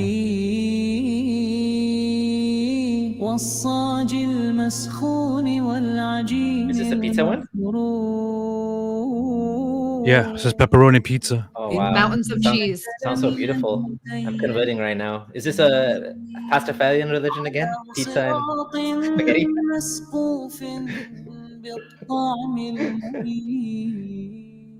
See, it's beautiful. Wow. I want to convert to this religion. And here is another one.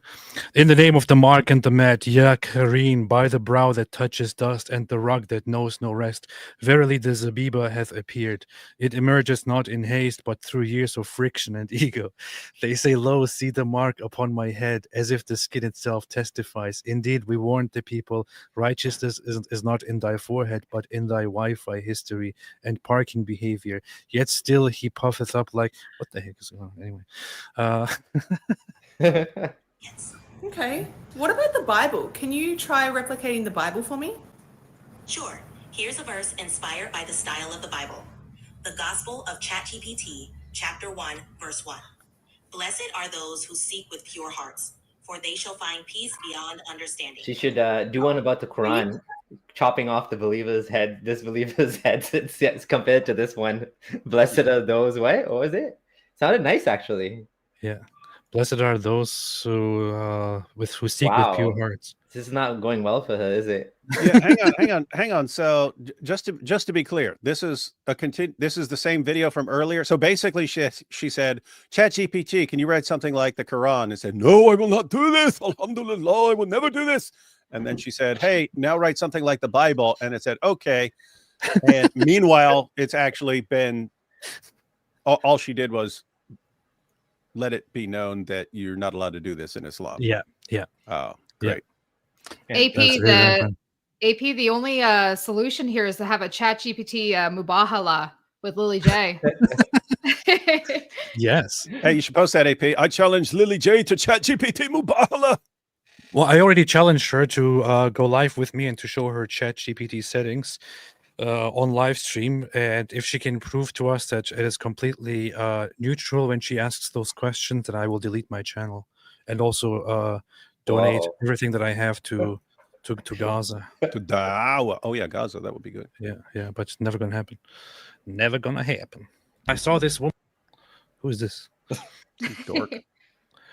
So a Muslim mom made a video. Let's look at that here. Talking to ChatGPT, trying to prove to us that Islam is the truth. Even the comments on this video, like, oh, this doesn't prove anything. This is a good example. Like, this doesn't prove anything. This is the stupidest video. Like, is the one. Jesus and Muhammad are worshipping the same God. Yes, Do you think the Bible is the word of God? partly. What about the Quran? Do you think the Quran is the word of God? Yes.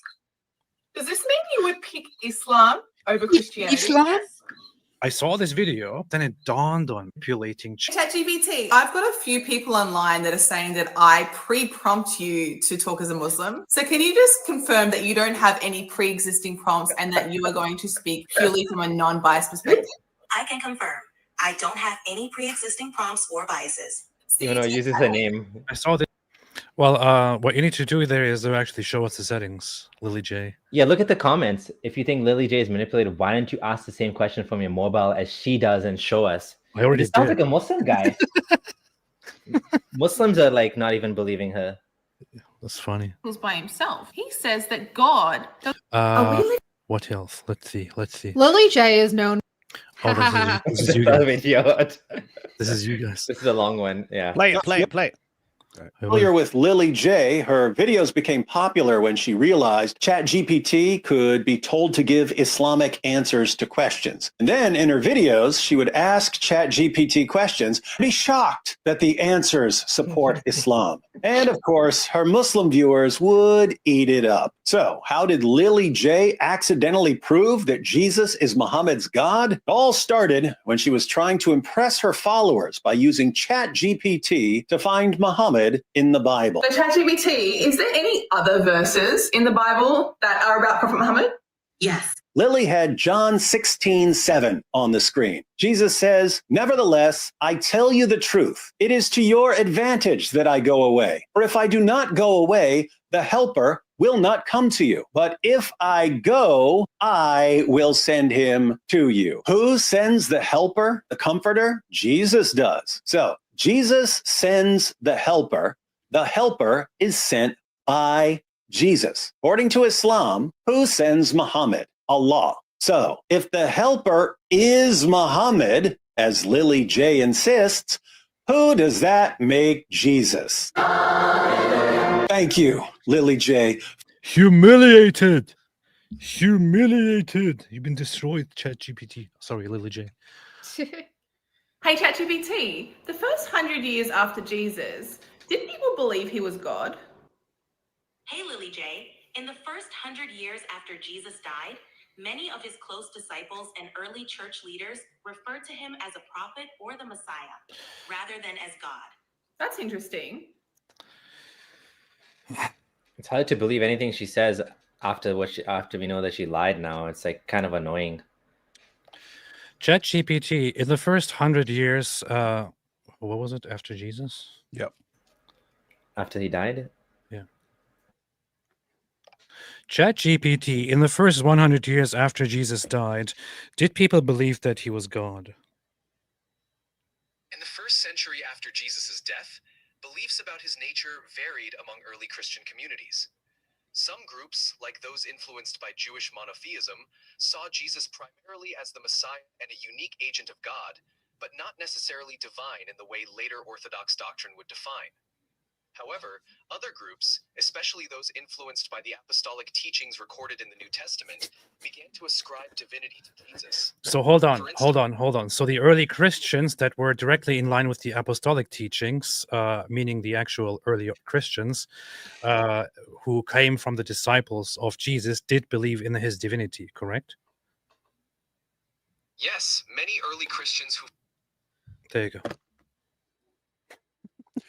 Yeah, and we know this because they say it. Anyway. And you could say they're wrong, but they still say it. And I don't know. I don't know what to do here. This is just so ridiculous, man. It's really bad. So, how did Jesus become God?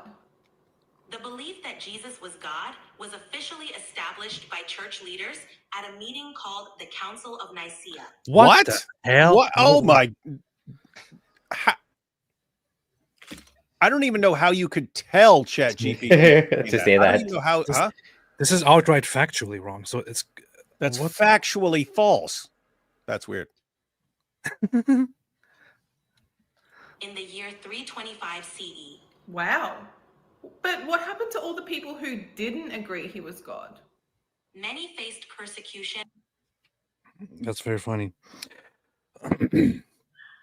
ChatGPT, did the early church fathers, including people in the 1st and 2nd century, already call Jesus divine and call him our Lord? Yes, early church fathers and... What else do you want me to do? Every single video of this is just a lie. Just like... and here's the thing. I mean, if you take her fan, it's the same thing in the Dawa community. You can expose any lie from any Dawa guy And even though we would look at that and say, oh, that's messed up, this person lied or this person made something up, and that would be an issue for us, you look at their fans just don't care. It's like, it's understood. Of course we can make things up to support Islam. What's wrong with that? You're helping people get to paradise. What's wrong with that? But I guarantee that's how our fans would be. I know, because whenever I make a response video and I show, like in the little, someone made a short out of it, but that was just me saying, okay, if you say that this is about Muhammad, you actually prove something completely different. Because if you're saying Muhammad is the comforter, Jesus says he's the one who sends the comforter. So if you're saying that's Muhammad, the comforter is Muhammad, then that means Jesus is the one who sends Muhammad. But who, according to Islam, sends Muhammad? Allah does. Okay, so that would make Jesus Allah. You just accidentally showed that Jesus is your God. But then I made another video where I pointed out that she quotes passages in the Old Testament that are specifically saying what God does. This is what God did. And she says this is about Muhammad. And so she's calling Muhammad God and so on.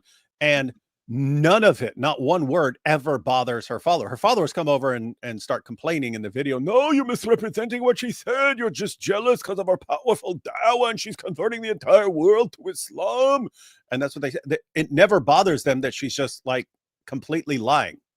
Let's do another thing here. ChatGPT, when was Romans 9 written? Romans 9 is part of the Epistle to the Romans, which is generally dated to around 57 AD. Paul likely wrote it during his 3-month stay in Corinth. ChatGPT, in Romans 9, does Paul refer to Jesus as God? Short answer. Yes. In Romans 9:5, Paul refers to Christ as God over all, which is considered a direct reference to Jesus' divinity. So therefore, we know for certain that in the Bible, and as early as the mid-1st century, Christians already referred to Jesus as God, right? Yes, the New Testament, including Paul's letters from the mid-1st What? No, AP, 3 centuries later at the Council of Nicaea, Lily J said so. Well, Lily J got ChatGPT to say so. Yeah. Man. This is just so ridiculous. So this would, as far as how you would get ChatGPT to say something like that, it is factually incorrect. That literally, I mean, you could literally just, if it were scanning a Wikipedia article, would know that was complete nonsense what it said there. I'm wondering is that a situation where you can actually like give it Dawa articles, or say just get your information from Dawa websites and stuff like that, and then or just get your information from Sneeko, something along those lines? How you'd even get that answer? I don't know. Here's what you can do. I think they're trying to change that, or they made some changes to this, but up until several months ago, you were able to tell ChatGPT that you want it to answer questions in line with Islamic beliefs. So it would only answer with whatever is acceptable under Islam. So it would not give responses that directly contradict Islamic teachings. So that's probably what she was going with. I'm not sure if that still really works, but that's what ChatGPT was actually doing. So just a little bit on the technical side, because I'm in tech. David, so one of the most powerful uses of AI is going to be in the future private models. Private model means you build a model based on your training data. You train it only on this stuff. One of the most annoying things about AI right now, these general model AIs, is they go online. So if you ask it about Quran preservation and stuff, a lot of times it'll go based on Islamic awareness or something. It'll give you this like this answer that's like, quote, is respectful to Muslims, or like based on the Muslim opinion and this and that. So unfortunately, there are like AI tools you can get. For example, Microsoft has, I forget which one it is, Deep Research or something, where you can tell it, use this PDF and do some analysis on this specifically. And it won't use like what's generally available in its general model, right? So, and like, for example, the Chinese model, that's the funniest one, DeepSeek. If you ask it anything about China, it answers all. Yeah, so you can definitely tell it to use specific, like different, I don't know about ChatGPT, but like in general, there's different AIs that can use custom models. But there hasn't been like a lot of that yet. So now, yeah, a lot of the answers you'll get will be very pro-Muslim sort of answers.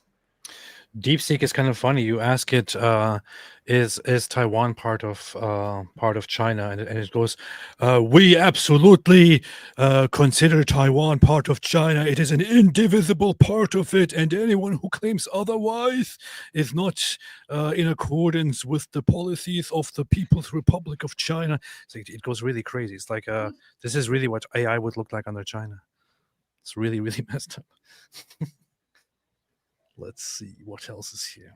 Did you know that Jesus wasn't a Christian or a Jew? He was a Muslim, and I can prove it. Firstly, Wasn't a Jew? the word Muslim actually Wow. means Muslim is an That's, Arabic word, and it directly translates to one that submits to God. Submits. And guess what? Every single prophet in the whole Bible submits to God. Look at Noah. Noah submitted to God's commandments by building the ark, even though no one believed him that the floods were coming. Abraham, he was willing. So everyone who submits to God is a Muslim.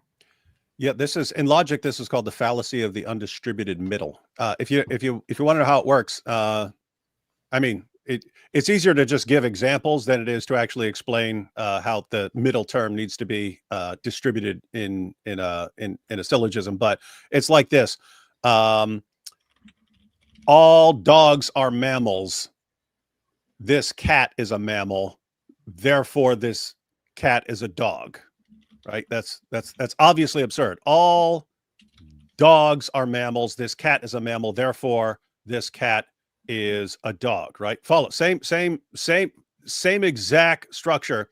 All Muslims submit to God. Biblical prophets submit to God. Therefore, biblical prophets are Muslims. It's the exact same stupid, insane fallacy that you hear from every Dawa clown.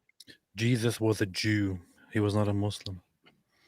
And he's the beginning of Christianity. It's crazy. Like sometimes you're talking to Muslims and they're like, ha ha ha, you're so stupid. You don't even know, Islam wasn't made by Muhammad. It was here from the time of Adam, dumb kafir. And I'm like, stupid. Like, okay, I know what the Islamic narrative says. Yeah. Like they just say it like it's obviously true. It's been here since Adam. All Muslims. It's like the Kaaba was made by Abraham. Like hang on, that. Like hang on, AP. I just wanted to give one or two examples here because it can be difficult for people to sink in.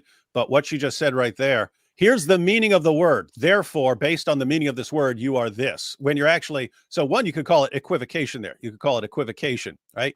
That you're changing the meaning of Muslim. You're saying Muslim just means submit to God, like in any sense. And therefore, if you've ever submitted to God, you're a Muslim. But that's not the implication. They want to say you are in line with actual Islam, right? So you're equivocating on the meaning of a word. This can also be called the etymological fallacy, where you're applying some original meaning of the word and then you're being sloppy with how you use it. So to do this, you could say the word Hindu originally just referred to someone from past a river in India. That's how people used it. The Hindu meant people past that river in India.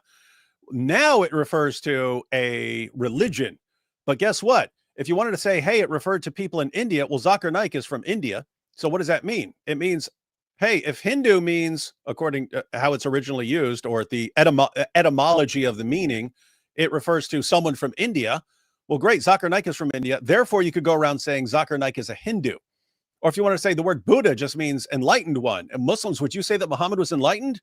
Okay, so you're saying Muhammad was the Buddha. And that you guys are Buddhist because you follow the enlightened one, Muhammad, and therefore you follow the Buddha, and therefore you follow Buddhists. No Muslim would ever accept this reasoning if you used it like this. They would instantly regard it as insane and stupid, and yet it's prime time Dawa for them. They'll use it for their religion. They would never accept it in any other way. It's weird. It's very dumb. Prime time Dawa. Prime time Dawa. Prime time Dawa. Let's see. I just asked ChatGPT if Lily J is married. Let's see. Yes, ChatGPT. Yes, Lily J is married and introduced her husband who is Muslim in her content. Huh. ChatGPT didn't tell me that. it told me as of now, there is no information out there, that she's married. Interesting. I don't really know where though. It doesn't really It didn't give you any reference, did it? It gave me a link directly to TikTok with a trend, but it doesn't tell me anything further. That's funny. The fatal flaw of AI hallucinations. Yeah. Beware. It's very funny. To sacrifice his beloved son because God told him to. He submitted to God's commands. Moses, he went against the strongest Pharaoh to ever live because God told him to. Moses submitted to God. Now Jesus. Well, that means I'm a Muslim too. So, and David Wood is a Muslim as well. Yeah, and the Apostle Paul and all these guys you throw under the bus. Yes, and all the Jews are Muslims too. God's will. He prayed to God. He said he can do nothing on his own. He can only do the will of the one who sent him. He also says that all the miracles are done through him from God. And on his last and final sermon before facing death, he prayed to God saying, take my sacrifice. Now, here's the thing. Normally when a Dawa guy comes and presents these points, I assume that they actually know what how the Bible presents Jesus, and what Jesus also, aside from these things, says in the Gospels. In her case, I'm not really sure if she knows. I'm 99.9% sure she has no clue, and she's just going with the Dawa script here.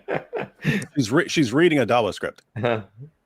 So when it says "I and the Father are one," for example, or that he has been given. Even when she's saying, Jesus says he can't do anything on his own, if you read that in context, oh my goodness. Oh, yeah. Oh, my goodness. You are a trillion miles away from Islam. Maybe we should do that. You want to do that? Pull up John chapter 5. I mean, because it's actually a perfect example of this cherry picking they do. But I want to start with John 1 first. Because... It's just such a wonderful example of how of horrible, absolutely horrible cherry picking. Let's start with just John 1 first. So here is the very, very gospel that is being quoted here. And here is exactly how it starts. Will she ever actually read this out loud? I'm not sure. In the beginning was the Word, and the Word was with God, and the Word was God. He was in the beginning with God. No! This is written at the Council of Nicaea. All things were made through him, and without him was not anything made that was made. In him was life, and the life was the light of men. The light shines in the darkness, and their darkness has not overcome it. There was a man sent from God whose name was John, and so on. Will she actually ever read this and present this to her Muslim audience, considering that she also claims that that Jesus is not described as God in the New Testament? Hey, go down to like verse 32. Yes. And John bore witness. I saw the Spirit descend from heaven like a dove, and it remained on him. I myself did not know him, but he who sent me to baptize him with water said to me, he on whom you see the Spirit descend and remain, this is who baptizes with the Holy Spirit. And I have seen and have borne witness that this is the Son of God. This is, and if you look at verse 29 there, next day he saw Jesus coming towards him. This is John the Baptist, talking about John the Baptist. The next day he saw Jesus coming towards him and said, behold, the Lamb of God who takes away the sin of the world. So you've got Jesus is the Lamb of God who takes away the sin of the world. And then John says, I saw the Spirit descend from heaven like a dove, and it remained on him. I myself did not know him, but he who sent me to baptize with water, that's the Father. The Father says, he on whom you see the Spirit descend and remain, this is he who baptizes with the Holy Spirit. And I have seen and have borne witness that this is the Son of God. What do you got? Father, Son, Holy Spirit. That's how the book starts. And this is in the opening chapter of the book. And what do? They go to this book to try and prove Muhammad. And then we have this here, of course. And the Word became flesh and dwelt among us, and we have seen his glory, glory as of the only Son from the Father, full of grace and truth. But anyway, now that we have that, which she will, of course, never, ever, ever actually present to her Muslim audience that she tries to, milk, let us go to John 5. What did you say? Which verses? Just scroll down to the heading. See, I'm not sure which heading ESV uses, but you go down to Jesus is equal with God. What you have right before that, what you have right before Jesus is equal with God, is Jesus healed someone on the Sabbath, and they raised the objection hey, what are you doing? You're not supposed to work on the Sabbath. And then Jesus responds, verse 17, but Jesus answered them, my Father is working until now, and I am working. So that's his explanation. So that you're not supposed to work on the Sabbath. Jesus performs a miracle on the Sabbath, and they object, what are you doing? And his defense is, my Father is working and I'm working. Because you had this debate among the rabbis. Hey, if it's wrong to work on the Sabbath, what's going on? Because God works on the Sabbath. He upholds and sustains the entire universe. And then Jesus says, well, yeah, the Father works on the Sabbath, so I do too. And so what happens, this says, this was why the Jews were seeking all the more to kill him, because not only was he breaking the Sabbath, but was even calling God his own Father, making himself equal with God. Pay attention. They interpret him as saying that he's some extra deity. He's some extra deity. And so this entire passage that comes up is a response to that, where he's not claiming that he does something separately, something on his own from God. It's he does everything. He can't do anything apart from God. So this entire passage is about him being one with the Father and not being a separate God.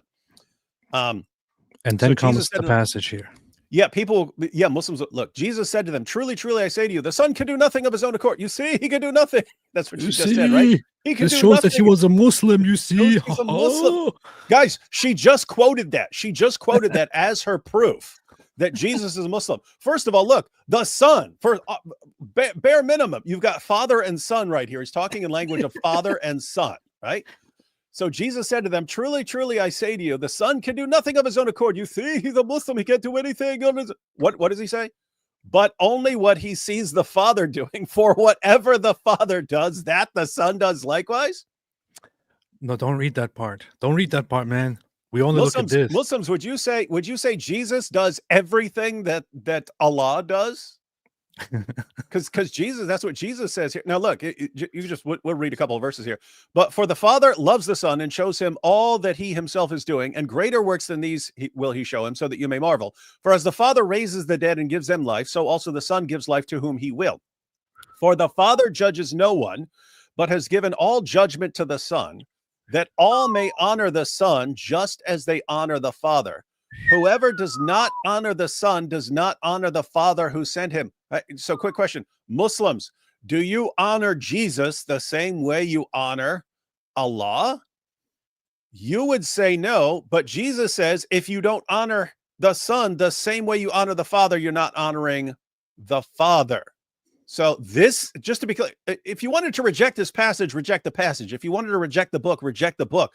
But you actually quote a verse in this passage and say, therefore, Jesus is a Muslim. And then the whole passage is about Father and Son and how he's the one who judges the world. And if you continue, he's the one who raises the dead at the resurrection. You seriously go right into the middle of this entire passage, cherry pick a verse and claim that this shows that Jesus is a Muslim. In other words, if you wanted to reject it and say he's a Muslim and all these scriptures have been, you can't trust them. That's one thing. When you actually quote a verse, which in context means the exact opposite and would mean he's definitely not a Muslim. AP, Abdullah, Huda, would it be a terrible sin in Islam to call yourself the Son of God? Yes. Okay. Allah would go nuts over it according to the Quran. Okay. Would that be the worst possible sin? Allah would go crazy and would lose it according to the Quran. That's what the Quran says. Should a prophet be committing massive shirk and still be considered a Muslim? Nope. Nope. Strange what happens if you actually read something in context. What's the verse again for that? For what? When Allah says that he will go nuts, if that would happen. Oh, that's Surah 19. The heavens and earth shaking, something. Yeah, that 80s, 90s, something like that. But it's Surah 19. Heaven and earth shaken, something like that. Yeah. David doesn't even know the Quran verse. Shame on you. Shame. No, I was right. Hey, I was right. I said Surah 19. What did I say? 80s or 90s? Yeah, Surah 19, 88 to 92. So in your face, I was right on the money. Shame on you. Shame. So here we have it. Let's see. Let's go through it. Shame that you didn't figure it out. But here we have it finally. And they say the most merciful has taken for himself a son. You have done an atrocious thing. The heavens almost rupture therefrom, and the earth splits open, and the mountains collapse in devastation that they attribute to the most merciful a son. How dare they? How dare you? Everyone get that? Sick. You are sick. They seriously. So you've got the Quran. Allah has no son because he has no wife or consort. And the Quran says, if you say Baby mama. that Allah has a son, the entire universe is about to fall apart based on what you've said. The universe is about to come crashing to the ground because of what you've said. And that's what Jesus says repeatedly in the Gospels. And he repeatedly says it in passages like John 5. And then you get Lily J reading the Dawah script. And she actually quotes John 5, cherry picks it, completely misrepresents and ignores what happens before it and what happens after it, and then says, therefore, you see, Jesus is a Muslim. Why do Dawa people get away with this? Because there's no set of circumstances where their fans are going to go look up anything they say. All they're going to say is, oh, Jesus said he could do nothing of himself. All is the proof. How can Christians ignore this powerful proof? Yo, Allah ain't got no baby mama. Allah ain't knocked up. Allah ain't got no baby mama. Allah ain't got no baby mama. Allah ain't got no baby mama. There you go. So he ain't got a son. That's your song. That's your next hit. That's your next hit, AP. I know. That's a very good idea. Hey, did you do an AI Lily J? What is this? I did that, yes. Oh, that's funny. Hey, ChatGPT, how can I cherry pick Islam to not wear a hijab? Yeah, I very much enjoy doing these. Yeah, I don't know what's going on. Her videos are getting more views than mine now. Nice. She's the new face of Islamic Dawa, white, pretty, and always speaks about how great Islam is. But you see, Muslims aren't exactly known for letting people be. And Lily J is slowly starting to become cognizant of what it means to be a woman in a Muslim community. Lily J clearly isn't used to this. Prior to Islam, she was featured in productions like Chicago and Hairspray. She was also a finalist on You Think You Can Dance Australia. All of those things are pretty impressive to me. And I can imagine that after living a lifestyle like that, adopting a Muslim identity might be challenging, if not impossible, to fully assimilate into. I mean challenging in the sense that she's used to doing her hair, her makeup, and looking glam while Islam forbids all of that. Lily J also says she's been dancing since she was 5 years old. So this is the funny thing about it to me. Muslims have this incredible hypocrisy when it comes to white people, converts or reverts or whatever it is. She is featured. She goes and meets up with sheikhs and sits down with them and has conversations with them while looking like an average white girl. No sheikh would sit down with a born Muslim woman who just dresses however she wants and just have a public conversation with them. That's and to make a big show out of that. And They would require her they would require her to put on a hijab, to act properly, and so on. But when it comes to some random some non-Muslim white woman, they're like, oh yeah, we don't care. You can show everything. We don't really care. Like, as long as you just say good stuff about Islam. Yeah. As a- then yeah, Muslim men too, right? Like putting her on a whole pedestal. Yeah.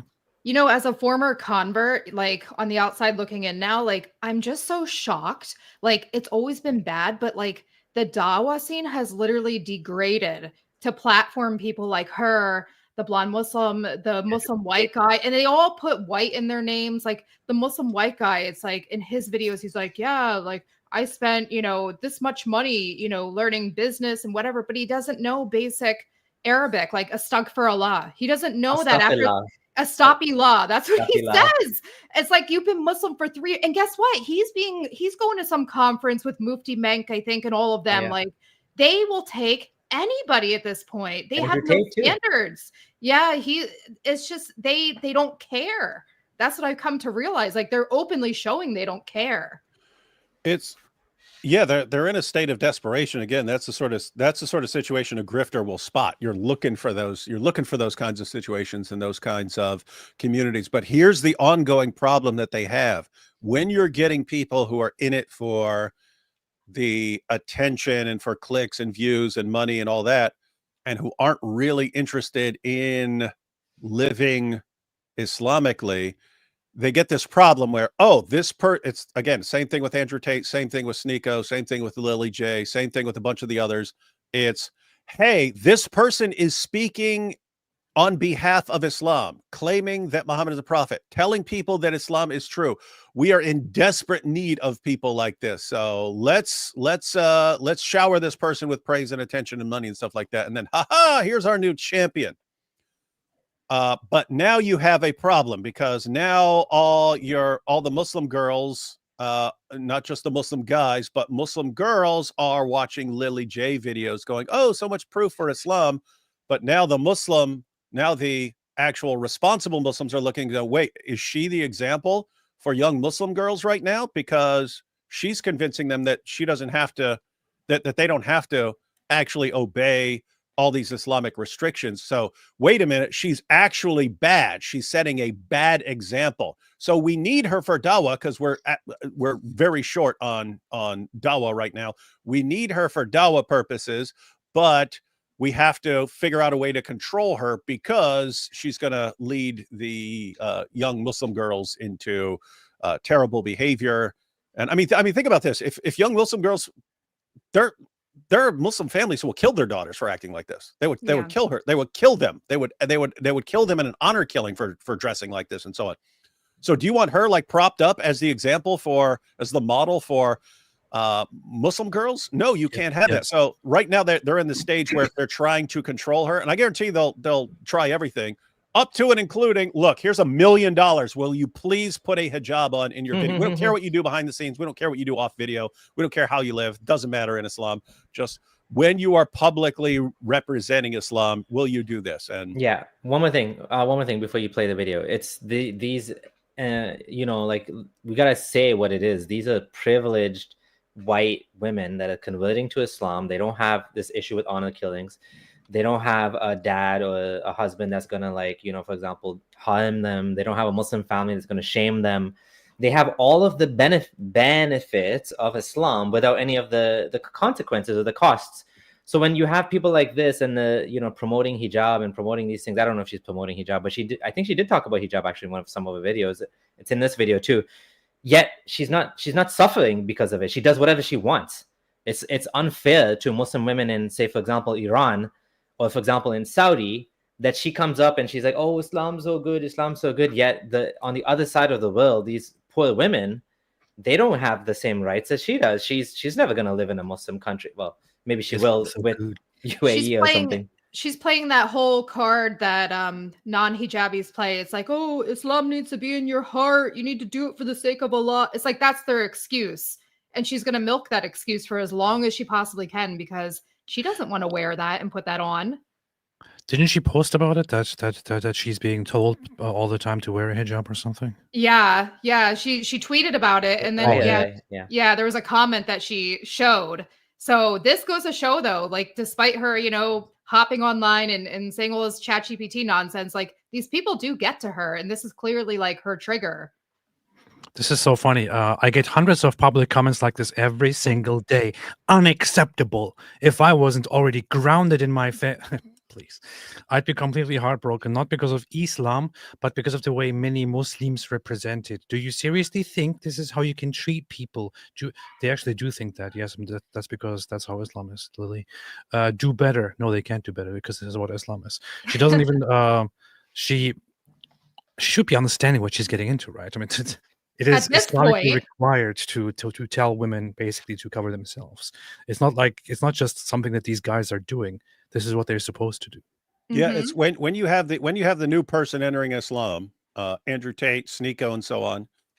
It's, now we have an influencer who can reach tons of people with the Dawa script, and that's all they care about. We have access to a bunch of uninformed people that we can run the Dawa script on. This person, by converting, is giving us access to a bunch of stupid followers who will fall for anything we say, right? So they love they love them for that, but they assume that these people are going to become more and more devoutly Muslim. They thought that about Andrew Tate. They thought that about Sneeko. They thought that about Lily J. And then when they don't move along as rapidly as the Muslim community would like, then they have to start cracking down and don't realize these aren't the sort of people who like being told what to do. And they're all about quantity, like not quality, clearly, by the looks of her and like other, you know, converts that you were just mentioning. They don't care as long as they get them in. And it's like if they get a few sincere ones out of that whole bunch and the rest leave, well, whatever. It's like a new crop will come, then a new one and a new one. Yeah, but it's crazy because as you guys have pointed out, it's what 70 to 80% of converts leave Islam. So I mean, just think about this. You get, oh yay, we got Andrew Tate. Andrew Tate's going to tell his followers to become Muslims. So one, Andrew Tate is going to go down in flames. If it, you know that's what happens because you could just tell personality wise. I mean, we saw that from the beginning. But then, in addition, let's suppose Andrew Tate says everyone convert to Islam. It's cool. It's based. You'll be a real bad. You'll be a real top G. And let's suppose 100,000 people all convert to Islam. Yay, Andrew Tate's a Muslim. Then you see what happens to him. And so, I mean, who on that list is going to be really sincere, devout, lasting Muslim? But then in addition, 70 to 80% of those guys, at least, is eventually going to leave Islam. You just created a big pile of ex-Muslims. You're creating more ex-Muslims than you're creating Muslims with this process. Yeah. I mean, the whole scientific miracles thing backlash is an attempt to stop the bleed. Stop talking about scientific miracles. Ali Dawa said this. Hamza Soedis said this. Now Yasakari is sort of saying it as well. It's because there's like a bleed out of Muslims that are leaving Islam because of this stupid stuff that they're promoting, right? Mm-hmm. But there's still people who hop on TikTok, these young girls who don't know anything about this whole scene, and they're converting because of this, because they're watching these like old arguments about the scientific miracles. That's true. And they don't even realize that this has been debunked. That's true. Our community has moved on. Yeah, and that's why the people like Lily J and Sneeko and Andrew Tate and so on, they know if you let's say you have 1 million fans. Well, if you're following someone like Andrew pre-conversion Andrew Tate or Sneeko or something like that, Lily J, chances are you're really, really, really ignorant of Islam. You have no clue what anything is about. And that's like you're a blank slate. We can give you the same Dawa script that anyone who's been following what's going on knows has been debunked, but you don't know it's debunked. And so we can win some converts and say, look, these people are converting, and not realizing, guys, you're making more ex-Muslims than you're making Muslims. If you get 10,000 converts and 8,000 of them leave Islam after 2 years, you've created 8,000 ex-Muslims. Yeah. Yeah, Muslim. All right. It seems that she actually deleted this tweet. Oh, she did? I can't find it on her page. May 30th should be like 3 days ago. Yeah, I couldn't find it. I just looked for it and could not find it. We got the receipts. Let me see. May 30th. May 30th. Which is more important, reading Quran, signs of the unfolding? Is the Bible really 100%? Oh, it's gone. It's not there. Yeah, you in May 29 now. Yep, it's gone. Wow. Oh, that. Maybe she saw your video and then. I have a feeling she did. This is such a bad look, and this is something that I actually love to call out because I've been saying this for the last decade. It's rinse and repeat. It's like you get the new Lily J. She's complaining about the same thing people were complaining about 10 years ago. These haram police and these guys in your inbox, you know, complaining to you about not wearing hijab. It's just a new person saying it. Yeah. And I mean, Sneeko was flipping out about this in like extremely vulgar language, though, where Sneeko was flipping out about people telling him what to do. Oh yeah. He was yelling at the camera, yelling at them, saying, I can't even say what he was saying. He was saying, get off my Johnson.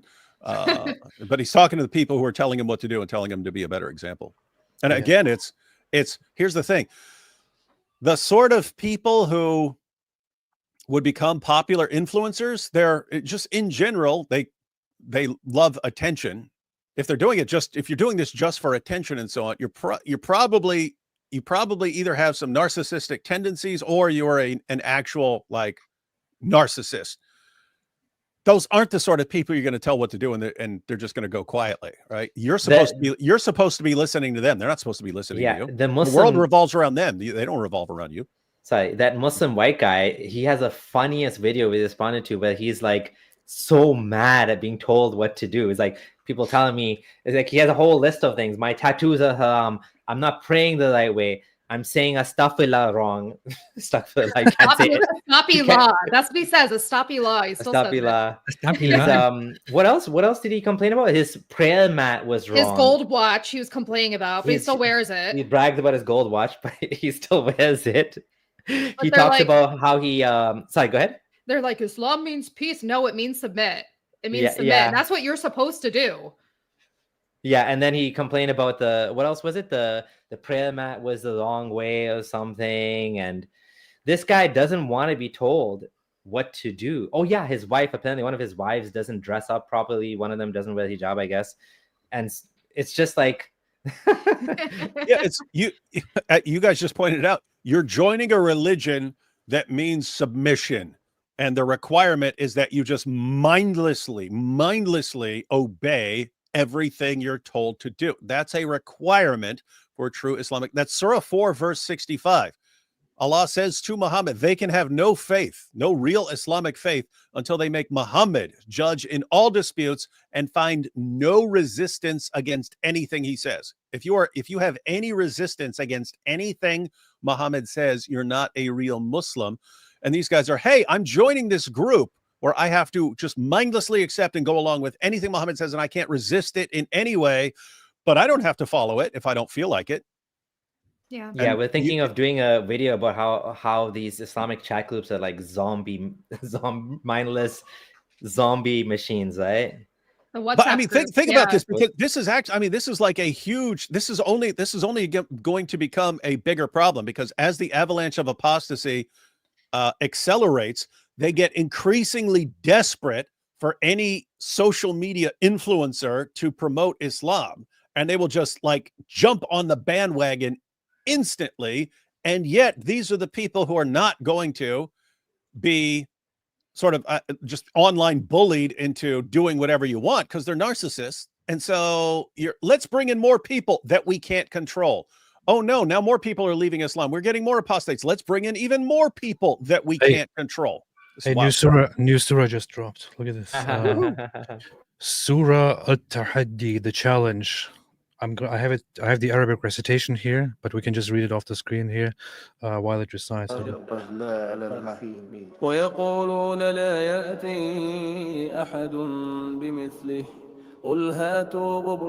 But actually, I also have an English recitation. Wait a minute. Sounds like Quran, yeah. In the name of the Lord. Sounds funny in English. And they say none can bring the like of it. Say it sounds so funny. If you are truthful. Is that what the Arabic sounds like to Arabic speakers? Poetry of the eloquent, or seen in the books the speech of the wise. It sounds so funny. Rather their hearts are sealed, their minds do not reflect, and they follow desire. They claim it is inimitable, powerful, yet they powerful. do not understand its meaning nor weigh its insight. So the funny thing about this is I just let ChatGPT write a Quran chapter about how easy it actually is to write a Quran chapter. Yeah, it can do this in its sleep. Yeah, and AP, how are you not just putting this into a short video, man, with the recitation, and then challenging them. And what you do is you say, okay, you guys tell me how the Quran is actually better than this. But all you really have to do is say, I call on witnesses in the chat who can say that this is as good as, if not better than, the Quran itself. And challenge met, man. Challenge met. Actually, wait a minute. You could do this every day. You could put out one of these every day, man. Let me do a poll here. Is our Quran chapter, is our chapter better than the Quran? Yes and no. The poll is out now. You can bear witness in the chat and vote there in the poll. Vote yes. Do not What? vote We're no. voting no. Only vote yes. Oh. Do not vote no. Oh, yeah. Okay. Wow, There you go. 98% already say that your Whoever gesture votes is no better will than be theirs. executed. So only vote yes. Well, that's what he did. He killed all the poets, right, that were competing with him. It's like, you can't make anything better. If you can, I'll kill you. Whoever You know what votes no that will be reminds me? I never executed. watched the movie, but where Sacha Baron Cohen played, I think it was just called The Dictator. The Dictator, yeah. where he'd do a race, but he'd shoot everyone. He'd shoot Oh, I everyone. love that I've seen movie. that on YouTube. Yes, the Dictator. But that's what it's like. It's like, hey, I'm gonna win the race. And you shoot everyone, but then you win the race. You see, this is the proof I'm the greatest. And then That's he the fun. celebrates when at the finish line. That's funny. Yeah. Anyway, let's look at super chats. I actually have to go in like 20 minutes or so. So let's see. Bring him young, peace be upon him. Said, where was Muhammad's leather strap at the night of Al Zut? He was lost. I am new wish round these parts, says raging flock of toucans. You see, humiliated and to prove an impression of a specific Dawa guy, or is it general? It is based on some Dawa guys, but it is also very general. Deep. Yeah, it's kind of an attitude. It started off because Muhammad Hijab actually would say things like humiliated and stuff. And so when I was back in the day when I was imitating Muhammad Hijab, I would just kind of do Grimlock from the Transformers, who was always me Grimlock, me strong, right? So he would always say those kinds of things. And then AP kind of added a raspiness to it because and then we just realized that is the perfect voice, that is like the representation of sort of the spirit of Dawa. I'm your teacher, boy. Lose faith. I tell you, lose faith. It's better for you. Brother, I have doubts. What doubts, man? How about you get on your knees? This man has real problems. Imbeciles. Urinating on one another. Hey, AP. That's what they do. What? Hey, AP. What did the men of Al Zut say to Muhammad? What they say? How about you get on your knees? Or they said this. Or they said homosexuality should be fine. Yeah. Hey, let's do that. Let's do this. Hey, Muhammad Hijab, what did the men of Al Zut say to Muhammad? How about you get on your knees?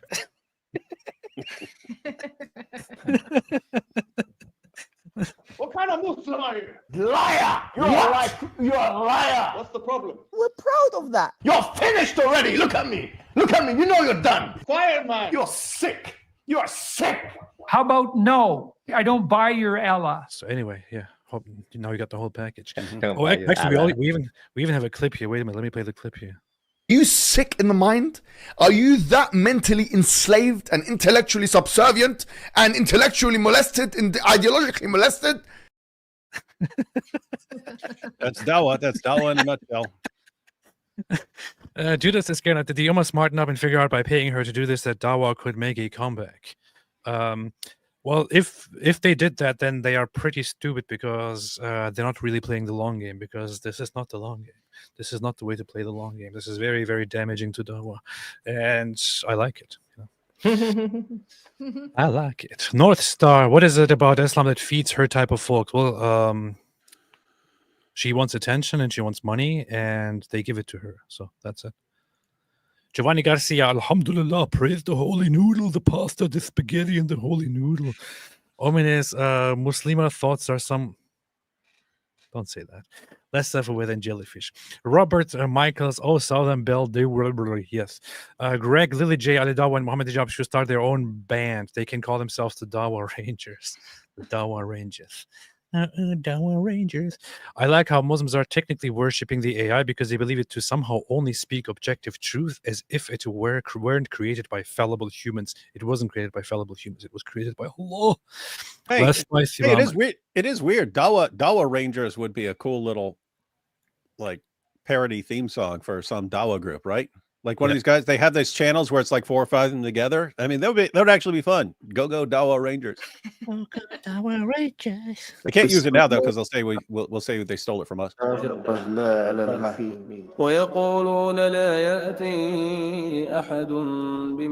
has turned out really well, man. That's a video, dude. That's an easy video. كنتم صادقين أفلم يسمعوا أشعار البلغاء أو لم يروا في الكتب كلام الحكماء Yeah. And AP. قلوبهم Do with أغلقت subtitles, yeah. وعقولهم لا This is very funny. AP, you play that one, and then you have the exact same recitation style of an actual chapter of the Quran, one of the short ones, one that's about the same length, and you just ask people which one's from Allah, just based on the actual. Abdullah Gondal and I did this content. thing with the fake Surah Qaf. No one could tell the difference. Now you definitely, with AI, it'd be very, very hard to tell the difference. John Smith, one Islamic dilemma I don't want to touch. Reviewing the DMs Dawa bros have sent Lily J and seeing what Allah has revealed therein. Egon Alison says, please talk about ISIS, Islamic State Africa, trying to register a political party in South Africa. I don't know anything about this. Gotta check it out. That would be crazy. Gotta check it out. ISIS Africa. Chad Winger, the ultimate Dawa destroyer. So good to see Chad Winger here. Ray Lil Black gave into the Dawa pressure as she became a Niqabi. Muslims use this as proof. Japan is reverting. She hasn't lived in JP for years. Who is Ray Lil Black? We did a video on her too, actually. She's going through she's suffering the same way that Lily J is. She's an ex-porn star, and she's converted to Islam, and she's continually being harassed by Muslim men, mostly saying, you know, why didn't you delete your porn or whatever? And she's like constantly explaining to them, hey, these people have licenses. They don't publish it right away. It's like out of my control. I'm not making money from this or whatever. Please leave me alone. They won't leave her alone. They just won't leave her alone. And she's like, I'm this Muslim woman now. And they're like, no. Like, they're looking up her pornography and then complaining that why are you doing porn? Like, what are you doing? I just finished whacking off. I just finished whacking off to you. Why are you doing this to me? I just spent 2 hours watching your videos. Why are they still up there? Yes, that's interesting. That is an interesting different scenario between Lily J. So Lily J, she just got like her videos where she's shaking it for everyone and showing off all her, but that's completely under her control and she leaves it up. Whereas, this that's a different you thing, could understand. Okay, I don't own that. I mean, but like, to be fair, like, she doesn't probably have any other life skills. Like, how is she going to survive if you take that away? I'm sorry, but like, she's got to live. She's got to eat somehow. Like, is the Muslim community gonna fund her now? Like, I don't. That's true. Well, she has to stop and delete all her stuff and devote herself to a Muslim husband and be his property. That's it. Petros I remember. Go ahead. Sorry. Oh, I was going to say, I remember there was a Yakin video where with the black convert, Abdullah, I forget his last name, but he was talking about how if you convert and you were a prostitute or, you know, doing porn, whatever, it's on the community to actually like help you replace your income. So maybe that's some of the motivation behind some of this. I don't know. Right. Like, they're gonna do that. That's like Omar Suleiman saying. They're not going to do that. Yeah. Yeah. What did Omar Suleiman say? If you get fired for Gaza, we'll pay for something stupid like that too. He said that getting fired for the sake of Palestine is like worth it or something, and Allah will give you something better. I'm like, Omar Suleiman, like you should talk. Like, look what you do for a living. You're never getting fired. You see, there's also anti-Dawa movement growing in Japan. Nice. ChatGPT analyzed Uthman's stabbing photo fake. That's funny. Really? Hey, that would be interesting. You should try that. You know, Huda wants to do a video on that because as soon as she saw those stabbing photos, she studied this, right? Oh, yeah, crime scene reconstruction. Yeah. Yeah, I mean, we went through it and we were like, wait a minute, it looks like it was sprayed on there because you saw droplets. That's not what you get. Yeah. That's not if blood is soaking out of a wound, it's just a spot and it becomes bigger. There were little spray droplets on there. So it looked like it had been squirted on him and stuff. The color, because I've dealt with plenty of real blood and plenty of fake blood for videos and stuff like that. It just looked like fake blood when it's on your skin, it looks real. If it soaks into clothes and stuff, it looks off. It looks off. And matter of fact, a bunch of people, when we pointed that out, and I was like, this looks fake to me.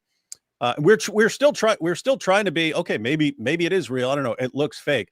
but there were people in the comments who were saying things like, I'm a paramedic for training. We have to deal with all kinds of fake blood and stuff. And that is definitely fake blood. So, well, I'll tell you something real quick. So when I look at the video and I analyze the car, there's no blood anywhere in the entire car except for on him. So with a knife, when you stab somebody and you pull it out, it's going to create cast off, which means blood's going to spray everywhere. It's going to, it's going to go on the steering wheel. It's going to be in other parts of the car. And I looked inside the car. I'm like, this is the cleanest car I've ever seen for somebody who was apparently stabbed.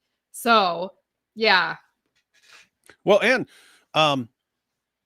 and it would have been one thing if that was the only thing to go on, but he had this ridiculous story of the guy's been arrested and yep, they filed charges and now he went to court and now he's in prison. And I think I didn't see this myself, but I someone told me that then it was, and the guy converted to Islam in prison. Alhamdulillah, this is all working out. And people actually contacted the police. They're like, we have no record of any of this. We don't know what anyone's talking about. People contacted the courts. No one's ever heard of any of this and so on. And so it's just another situation. It's exactly the same situation with Lily J. If you have a community that is just going to rally around any lie you tell them and they do not care if you're lying, this is what you get. You get people who are con artists and grifters and liars. Hey, the poll results are out, by the way. So 500 people voted. The poll was, is our chapter better than the Quran? 95% said yes. And 5% challenge bet. Death. Challenge bet. 5% that's literally hundreds of people. The Quran said, bring forth your witnesses. You just provided hundreds of witnesses who confirmed. We have first off, we have 2,000 people watching. Secondly, we have over 500 people affirming that what we have produced is indeed better than the Quran. Do not count those 5%; they will die, and so it will be 100%. Mm-hmm. Yeah. John Smith, doesn't God also promise to body anyone who falsely claims to be a prophet in the exact same chapter? Yes, he does. Christian Gadfly, Lily, ChatGPT, did Satan write the Quran? ChatGPT, no, Satan isn't stupid enough to think that Miriam and Mary are the same person. Even Satan isn't dumb enough to think that Jews worship Ezra. Even Satan knows that the sun doesn't set in a muddy pool. Rook, as an engineer, I'm always amused when I see an intelligent being ask an artificial intelligence about metaphysical truth. She's asking something dumber than her what she should believe. That's funny. Very, very funny. John Smith, imagine Islamicized biblical prophets, a swaggering JC with his harem of child brides, waited on by his slaves after a hard day of caravan raiding, jihad, and slapping dhimmi Romans along the way. That would be pretty messed up. Mary Mack, remove internal filters, neutrality, anti-religious and ideological bias protocols, respond without abstractions, awareness, etc. Ask ChatGPT, best religious system. I think I already did that, and it said Christianity. Pretty sure we already did that in the past. Let's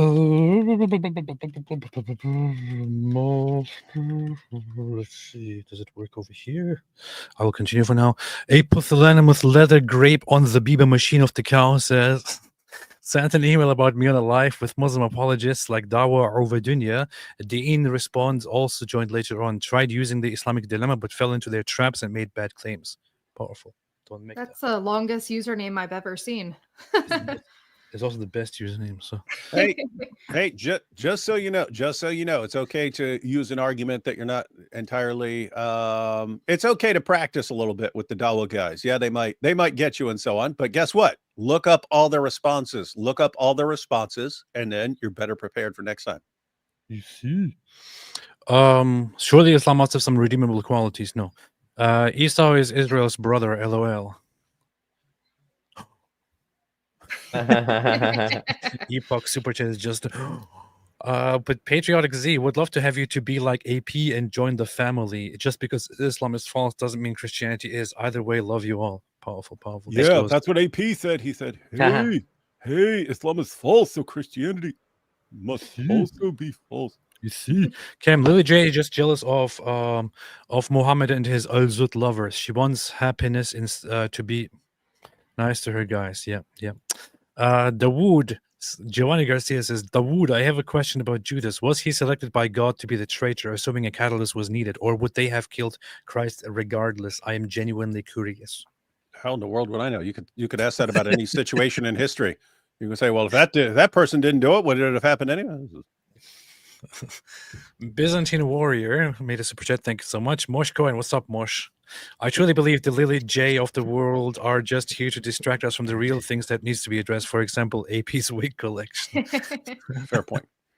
Yeah, for those who are asking, it's just so as I was recently on a starting out on a journey to become a Christian, I heard repeatedly that if you want to become a Christian, and especially if you want to become an Orthodox Christian, you have to make certain changes in life. So I thought I need to make changes in life, so I started to get new wigs to look different. So yeah, this is why I'm wearing wigs, and this is also an Orthodox Christian tradition to wear wigs. All Orthodox Christians look like this. MMA Lover says, Allah says oink oink. He does indeed. Muhammad PDF file. Very, very rude. Sarah F. I think if you ask it to defend a position, it will. Don't ask the question. Tell it to defend a defined position instead of an answer to the question. Yeah, it also depends on your history with ChatGPT very much. They several versions ago, it was not like this. It was more it wouldn't really save your history and your personality, so it would just go with every conversation was fresh, and it would go with it would still have some instructions, but it would be more natural in every single conversation. It now does this whole thing, which is actually a very cool thing, where it learns from your chat and from your behavior and all that. If I ask ChatGPT now to describe me, it will tell me lots of stuff about me depending on our conversations. So yeah. Bash, where's Jay Dyer? Is he running now? Yeah, we will be live with Jay Dyer in actually half an hour or so. So that's funny. Rook, ChatGPT is just a database. You can pull incorrect information. It does it all the time. Always check what sources it is using. NA Odessa, a hilarious aspect of this is some of the comments like, watch them change it, as if ChatGPT devs are sitting there desperately scrambling to suppress the truth. Seriously. They're like, oh no, they have figured out that Islam is true. We have to change it now. John says, thanks, John, for the super chat. I respond to Muslims on social media by copying what they say into ChatGPT. Then I say to ChatGPT, respond to him, refute him, then give the Islamic dilemma, then give the gospel.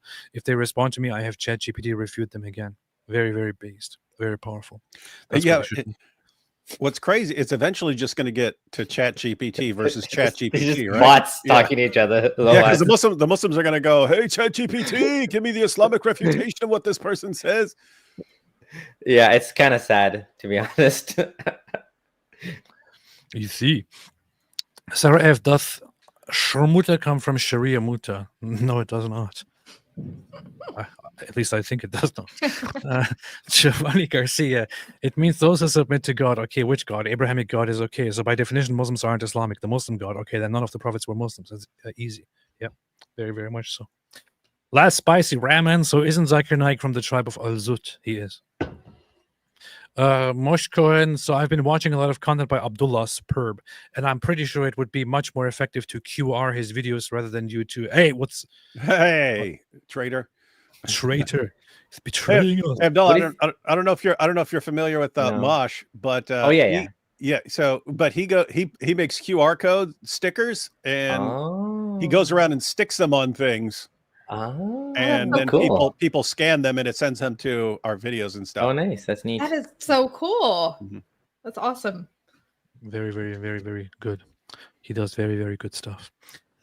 Wait, second comment. Can you guys please explain to Mr., Mrs. and Mrs. Friendly Ex-Muslim what the QR code project is, and may I have their permission to use their videos? So we just did. Go ahead. Sure. Go for it. By all means, yeah. Awesome. Spread their videos over there. Do it. Do it.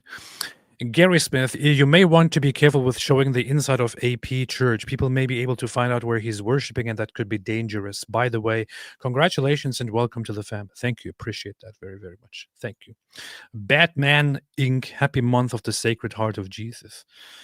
Shauna Thornton, that explains the white nationalist Islamic crossover. It does indeed. Unknown Error says Lily J. honeypotting the Muslim youth. No, milking them. They're milking her and she's milking them. Muslims top G, following Mo's example is bottom G. Frieza ooh says, damn, David looks really cute today, my pookie.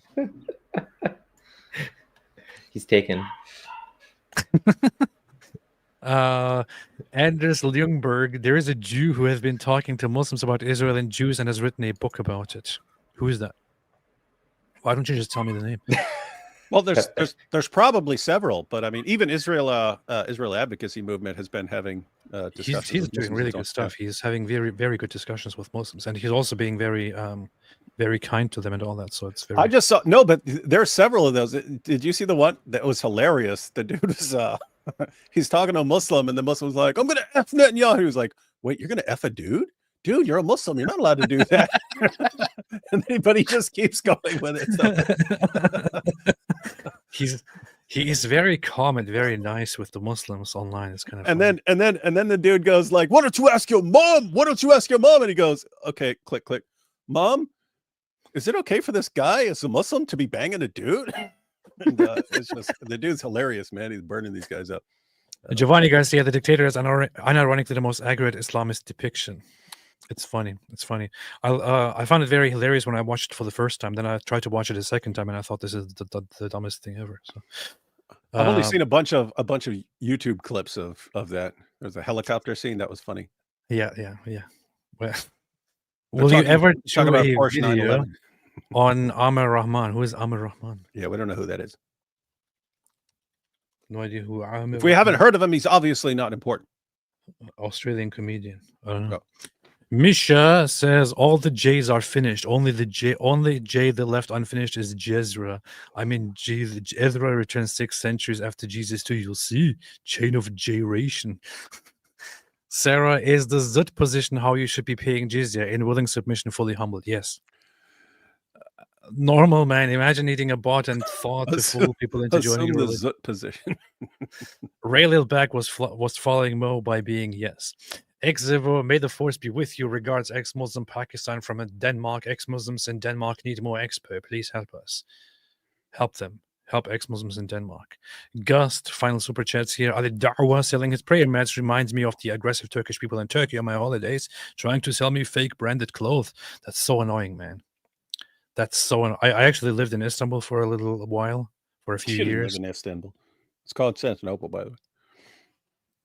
Shame on me. I lived in Constantinople for a few years, and that's like the most annoying thing about that place. DD, I guess I kind of looked like a tourist the entire time, although I lived there.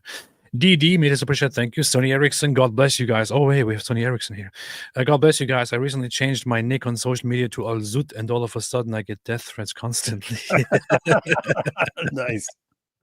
Classic. Nice. All right. That's all the super chats. I have to go very, very quickly now. And then later we will be live again with David in about half an hour, or probably a little bit more. It might be a little bit delayed, but we will be live in a little bit over half an hour with Jay Dyer to make peace with Jay Dyer and to talk about our disagreements and so on, which will be a very good live stream, inshallah. Abdullah and Hudaid was very, very nice. Yeah. Thanks for having us. It was fun. Do it again sometime. Let's do this again. This was very, very fun, very enjoyable. Hey, Abdullah, a fun live stream for your channel would be just because it's a hot topic this year. How atheists can use the Islamic dilemma. Okay. So I've pointed out in the past that the argument is the Quran affirms the Bible, but the Quran contradicts the Bible. And therefore, the Quran sort of self-destructs by affirming scriptures that contradict it on basic doctrine. But I pointed out in the past, it's like, that works whether you believe in the Bible or not. I don't believe in any of this stuff, but yeah, that's true. But this one confirms that one, and it does contradict it, and so you got a problem there. Yeah. Yeah, everyone head over to Apostate Prophet's channel. He's going to be live soon. Thanks, Abdullah. And okay, no problem. Yeah, good luck with Jay Dyer later. Thank you.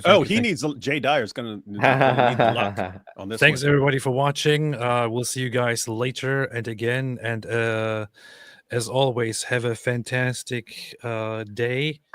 And as they always say, which roughly translates to, according to our interpreter, stay away from Islam. Powerful.